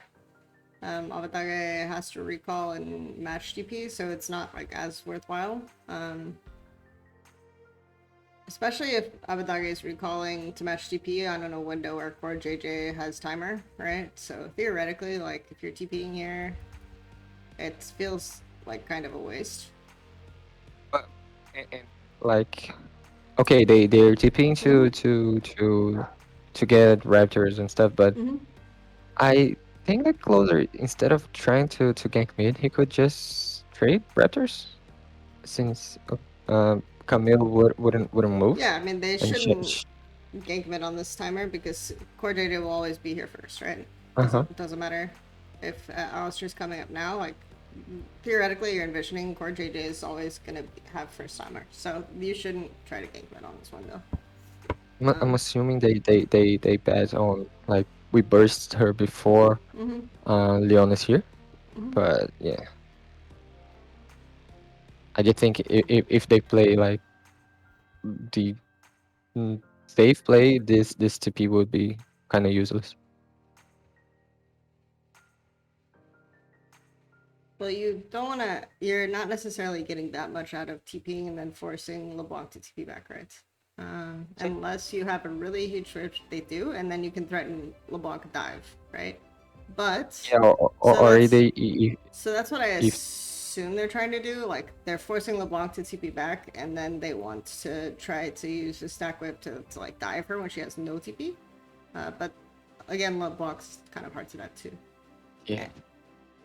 And they're feeling pressure to do it because Shen will get sick soon, right? That's what I was going to say. Like maybe in another game you can use this TP to get mid prio and control bot side and dive bot, but in this game you just can't. It's a Shin. But yeah, it's also you shouldn't really ever have a window to dive Boris Alistair is really over because you're not going to stack wave. Yeah, true.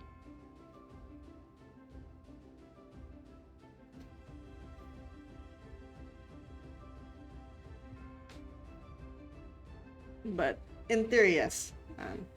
League of Legends is a series of dives, and we're just living in League of Legends dive land.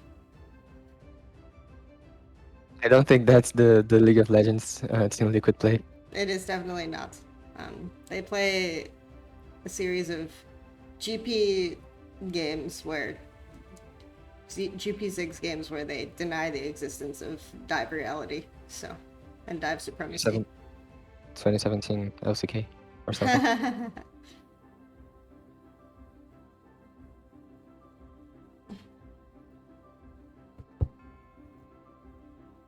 It's like actually, it's like one of the reasons I don't try that hard to watch LCK right now. Like it's a really difficult schedule for me, like the times, and it's the same time as LPL. And if I watch VODs, I could watch another region, and I just think they don't play that dive game either. Of course, Damon looks a bit different, but only them. I'm doing my Damwon bot review soon, so that'll be fun. Like I would be pretty pissed if I'm like a 4-time world champion region and my second seed is Genji.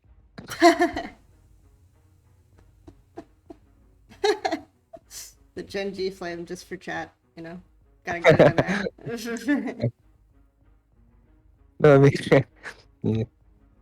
I just have like some resemblance of course, in another level, but some resemblance of what I was saying of INTZ. You know, they're not a good team. They just know how to win domestically.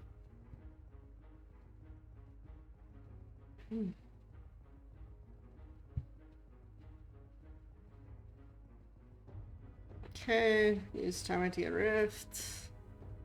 Alright.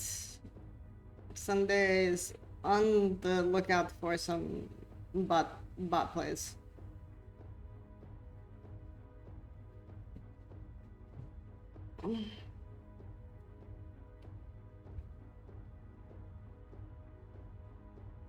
How is Israel playing Slain? I'm really curious.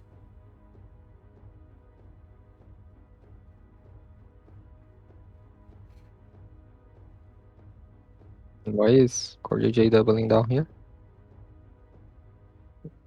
They already crashed. Okay. I don't know. I guess he's recalling.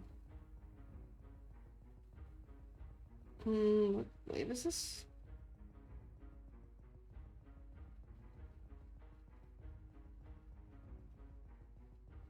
guess he was just recalling Ambush. So they didn't try to engage on Ezreal, but Ezreal was fine. 'Cause they got the wave in.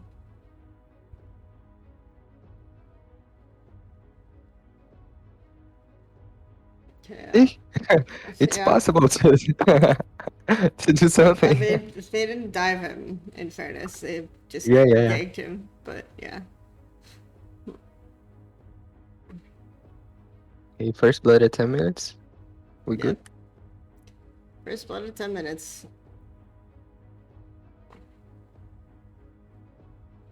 But I think I liked the thought process they had with the mid TPs overall. I just think that they didn't execute it well. Right. If that makes sense. But Yeah, but then this comes. yeah, and then this comes where I mean, some days lane's over, right? If this kind of play doesn't happen. Yeah. And Yeah. I guess that was always the right play to do, Mm-hmm. Like like diving back after he and dies just here, it's forget just up. like fuck it. Yeah. Yeah. And what I'm saying Mm-hmm. is that even if he doesn't die, Mm-hmm. just commit here, trade sides, whatever. It's a Shen. Like He'll get out scale anyway. if you set it up well, right? You can set it up such that okay, when closer is top on this window, they like so this is how you would play it like optimally. When closer's on top on this window, he leans so the Chen can, get up back. Or get his wave in, and then you get rift. But instead, like closer doesn't lean for Shen lane. But I don't think that if he spends time top that they will get hero too. I guess TL contest. And I think they win because the reason why this is good is because this is like optimal Alistair timer. Leona has to go back bot here. And look at Lee's recall. He delayed his recall to farm wolves, I guess. I think I remember this. Like I don't see why he could have recalled with his support. Santorin? Yeah. Yeah. Like they See? would assume they delay recall to farm wolves, and then at this point, right, where we're going top, Sunday was able to come back to lane, and we just start rift here. But I think closer does or top camps, like the best play would be closer does top camps and then leads tops. Shen gets his wave in, and bot like can always stack bot wave, right? Like after they get rift.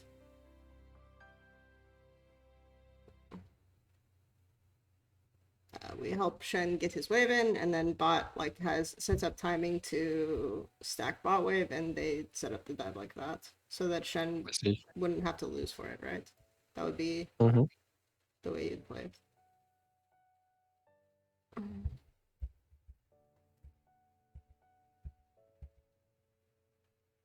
Yeah, true. But instead we have this one, and now like closer would be going bot for his camps after they get this in. Also like LeBlanc can have timer here, so they could like look at top, force the top advantage, and then meanwhile bot will be like on the wave first, also stacking, and you can create a top play or a bot play.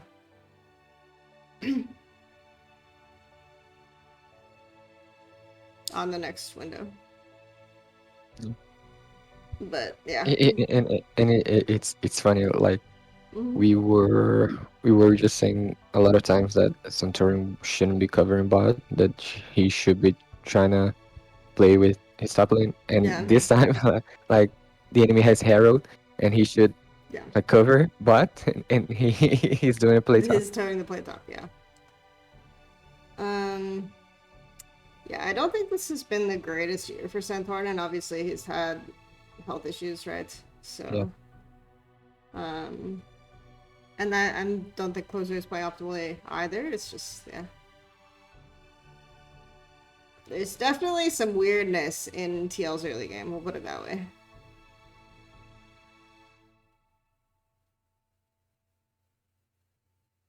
Yeah. Tough. Overall, though, I think this is like not the most insane 100 Thieves play, right? It's like we 5-manned bot and split play gold between all 5 people. Camille got wait, Camille TP'd? Did I somehow miss that? Yeah, yeah. Why?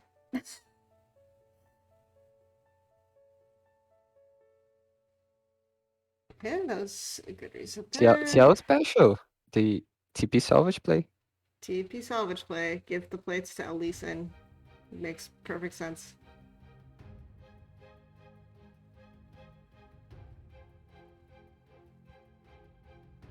I guess the only thing I can think was their thought process was we can't trade right now. They have Herald, so we need to stop them. Yeah, but I think you just get plates on Camille and you have to back off the bot play, and Jetson TPing is okay, right? Because you can clear the wave. But you have to give bot turret at this point.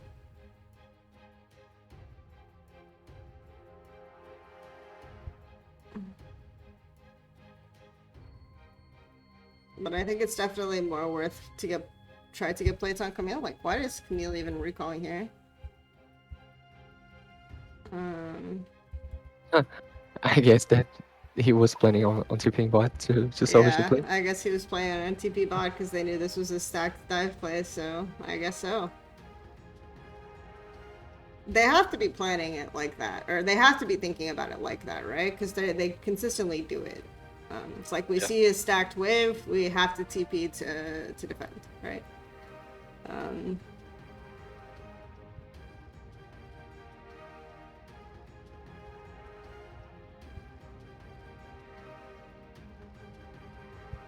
The dive is good, but it's also like 5e 3-2, right? So it should be a favorable situation for 100. Like maybe, like if they play it worse, they probably like lose 1 or something, right? So it's still, but it's still a good, like it's still a situation where I'm TL if I'm sending 2 to TP here, right? When one of my champions is already dead, it's probably not going to end well for me, right? So it's better to just play gold on Camille. Core JJ spamming in comps to TP. I mean, maybe they thought Ezreal could survive, but yeah, there's no way. I mean, he even runs. Because once he gets up. caught, right, and flashes basically in place, they channel TPs after that, and I think it's just fucked. So. Yeah, he runs up and then he realizes they're TPing, and then he flashes down.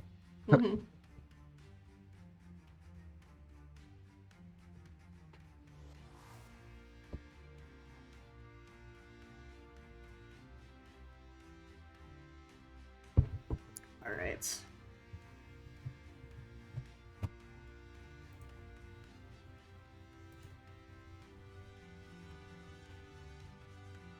Okay, now what do we want to see out of TL? Ideally. We already fucked up snowballing our Camille as hard as we could. But we can look for more plays on Shen. Okay. I guess what they could do is Camille, if not now, when she finishes her item, she will have Burma Prior, right? So they could look to sack like a wave or something like that, but to 5-man mid and try to catch like Varus or something like that, like with Camille loot. So I'm thinking right now optimal play setup is actually trying to force onto Syndra lane and bait Shen TP, because then you lose 2 TPs. and you can play the map a lot more efficiently that way. And yeah, they got the Camille back from top, and they're going to play for a LeBlanc win here.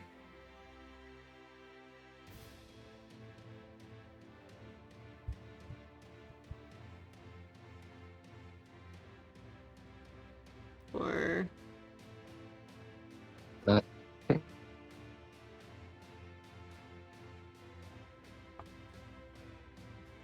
or we just run back top.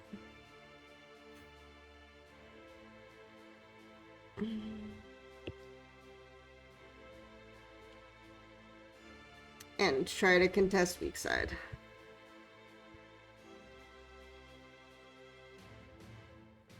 Yeah, that was sad. Yeah.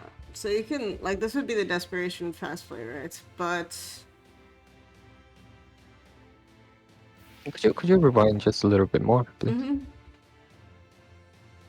A little bit more. Like they were trying to do something top, was it? I think they were just leaning for Camille recall with Core JJ.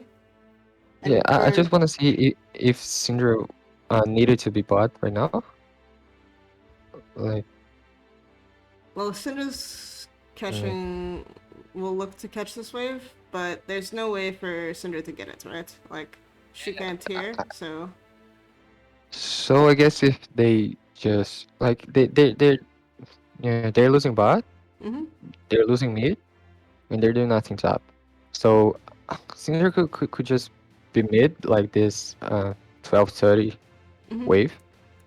Get mid prio and get this tier 1, and then Syndra and they're not gonna get the tier 1 for sure. But they can get Yeah? mid prio. Like, you're not gonna get tier 1 from Varus. The thing is that no LeBlanc technically has top tier 1. oh, I top mean, tier 1. Yeah. I mean, the problem is that LeBlanc should have a window before at the same time Syndra does. So, like, Syndra can go mid here, but LeBlanc's gonna get this wave. And then at this point, right?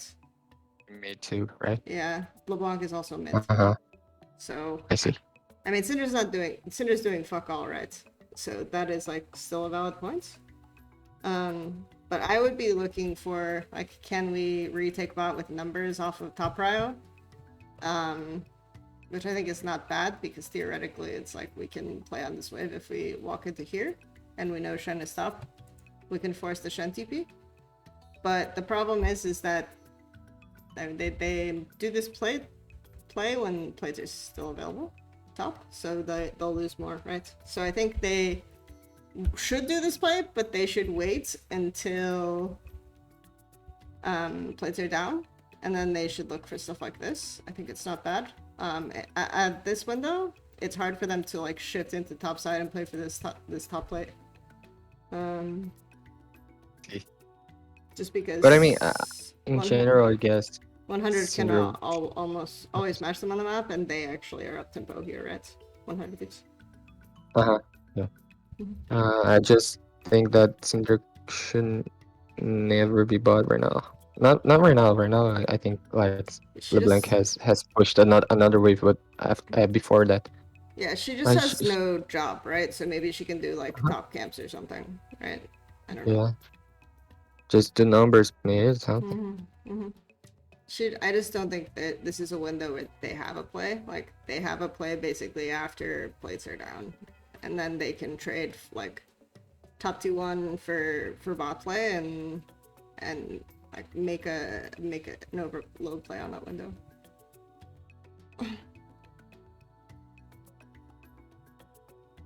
Yeah.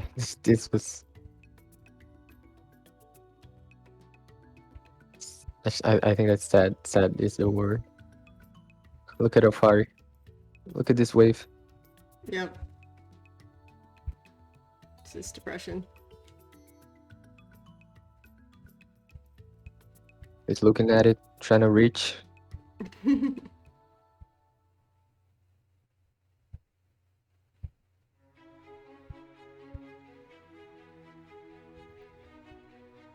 And they lost another mid wave for no reason. So I want to actually look at this again. Because one thing is possible is maybe they can defend top vision on this timer so that 100 Thieves can't hard shift into top. And then they make their stabilizing play and then they can go and play off of bot wave. But because they have no one to defend this topside vision, and there's no trade play available top, they just are really behind on the map. Yeah. They're losing the 3 waves. But now they should have a window on 100 Thieves recall, right? After this.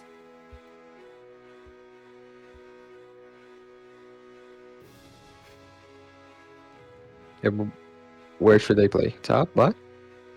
Well, now Shen has ulti, so bot play is like less valuable. Or less guaranteed, so if you burn 2p, he still has ult. I guess with Herald spawning, 100 Thieves will always best top. So Yeah, I mean, TL should get this bot wave, right? Recall, and then look for a top play off of LeBlanc getting bot wave, but Santorin greeds for these Krugs, so I guess that didn't work.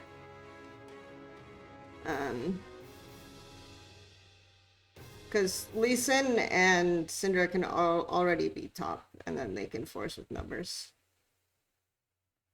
yeah. But Santorin's delayed his recall twice now, so in the last 15 seconds. Yeah, like he's way off sync.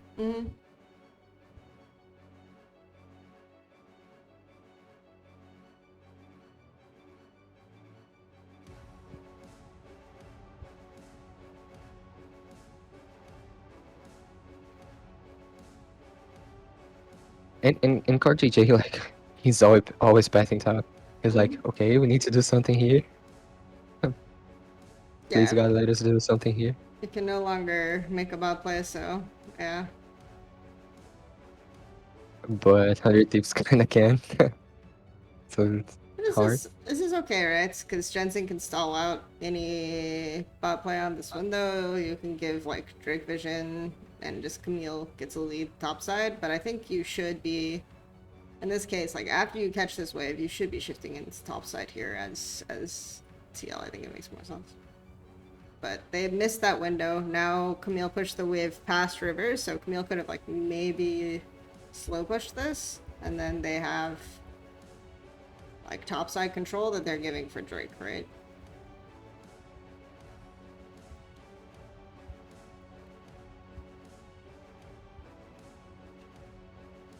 Alright, they push out the wave all the way bot. Okay, Team Liquid, let's shift into topside. Let's do it. I'm ready. Leona's on the map. Santorin's finishing up his bot camps. We're ready to go. They're always late, like this game, no? Yeah, they're always late. They had pretty slow shift rotations in the previous games too, right? Look at Car GJ like hiding in fog, trying to gank no one. And he's not even, it's not even like he's trying to gank. Like, he needs to walk into this jungle here, but he wants like his jungler to be with him, right? So it's, he just has no job, so he's just like shadowing. I don't know, it's very weird. Yeah. There's a lot of people on Team Liquid that have no job ever because of the fact that their recalls are off.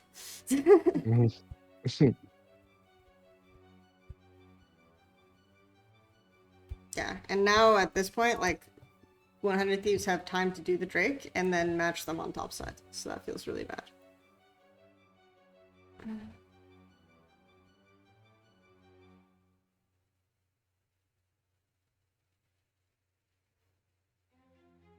Well, rip. And again, it's that situation where they try to do something top, but they don't ever contest mid push, and they don't have mid push, they don't have bot push, and they just send people top. They don't commit enough numbers to make trade plays, right? It's like they're too scared to give up something on one side to get something on the other side, right? It's too. Yeah, exactly.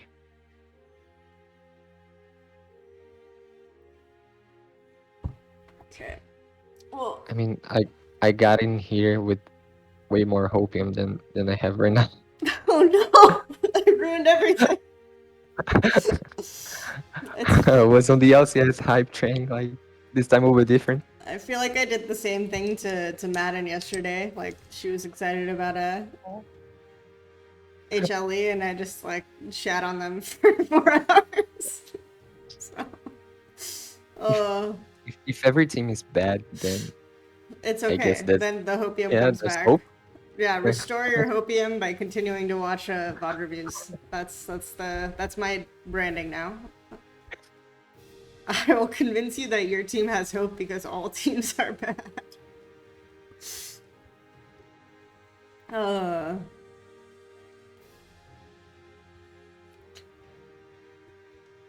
Okay, we're actually ahead on the map here. Or no, that's 100 Thieves. For some reason I thought it's okay, I'm good. I'm good. Yeah, they're blue and stuff. It's fine. It's fine. You know, I feel better about this because sometimes I'll legit be watching scrims and a player will say, "Oh, I thought that was my Renekton." It's like, okay. Good stuff. And die. Okay. I guess we're in this the shitty hype train right now. Shitty hype train. As Chad said. Alright. My chat is the best part about my stream, I'm gonna be honest. I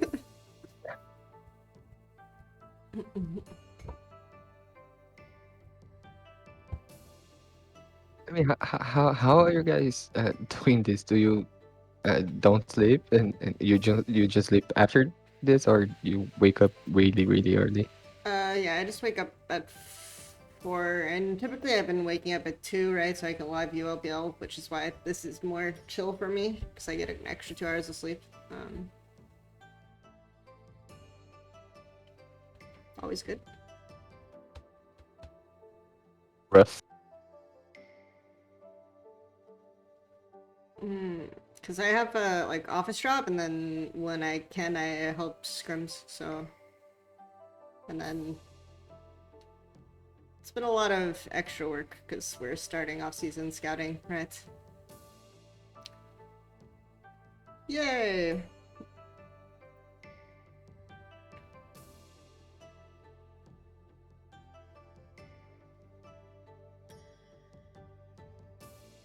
Yeah, not saying anything, but you know, I'm free agent. There you go.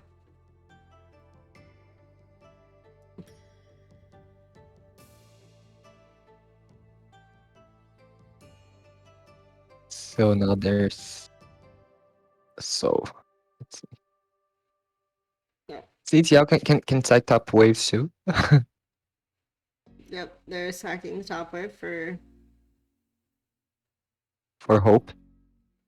to try to fight this soul, which is normal behavior. Oh no. Avatar is behind behind tactical student. Okay. Try to force him out.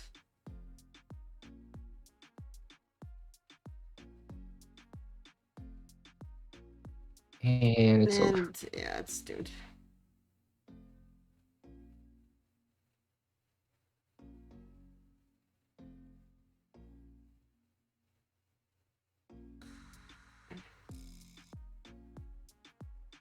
Y100T sent Shemp bot 2. Because they knew it was gonna be a 5v5. Or unless you mean for the wave. Yeah,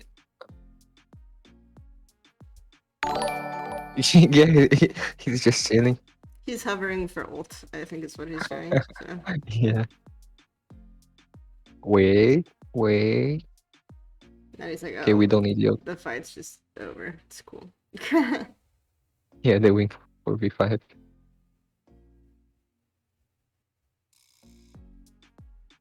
And they also have no reason to have him dodge, but I assume you just mean like his position during the fight, which is fine.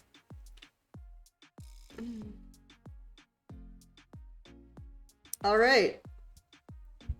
Well, that's about it, I think, for me in terms of timing. But thank you, Laje, for coming out. Very nice to meet you and to learn how to pronounce Portuguese words. Thank you for having me. For real. Yeah, thank you for the TL perspective. I think pretty much TLDR is like their shift rotations are pretty slow.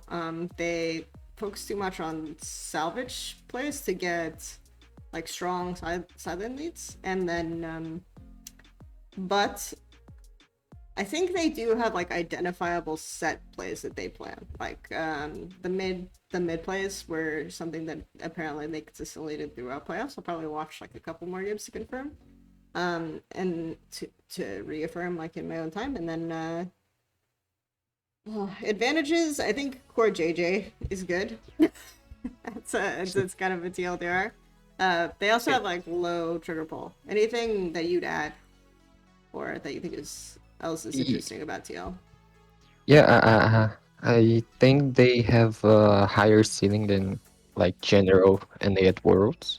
Okay. Like they have a good thing for me that is they know how they win their games. They know where they want to get, but they need to improve like and doing stuff actually. So I guess like how they evolve during scrims like will be key for them. And I actually have some hope in this roster, to be honest. Okay. I don't have a lot of hope, but I'm glad you do. So that's good. I think there are definitely things I like. Good vibes only. I think I'm hoping that they get like more set plays because obviously their mid play was like pretty scoutable and it wasn't really executed that well, particularly in this game. So yeah, we'll see how it goes. All right. Tomorrow we will do Gen G and I'll confirm with Chronicler that he'll be around. And thanks everyone for stopping by. And I guess Miracle wanted me to watch this on stream. Here we go. Is this the mind control? All right. Oh God. It didn't show actually. Oh, you don't see it? Okay. No. It'll be on stream. I'm pretty sure. I think. No. Okay. No. Okay, I gotta fix it. But I saw it already, so it's been spoiled for me. But we'll watch it again. Here we go. Pop it in. There we go. We got it. All right. It's about here. We'll go back just so you don't miss the exciting action. God damn it, YouTube. Okay, here we go.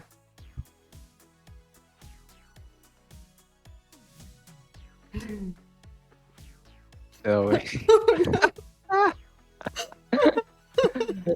You know that's Brazilian boot camp right there.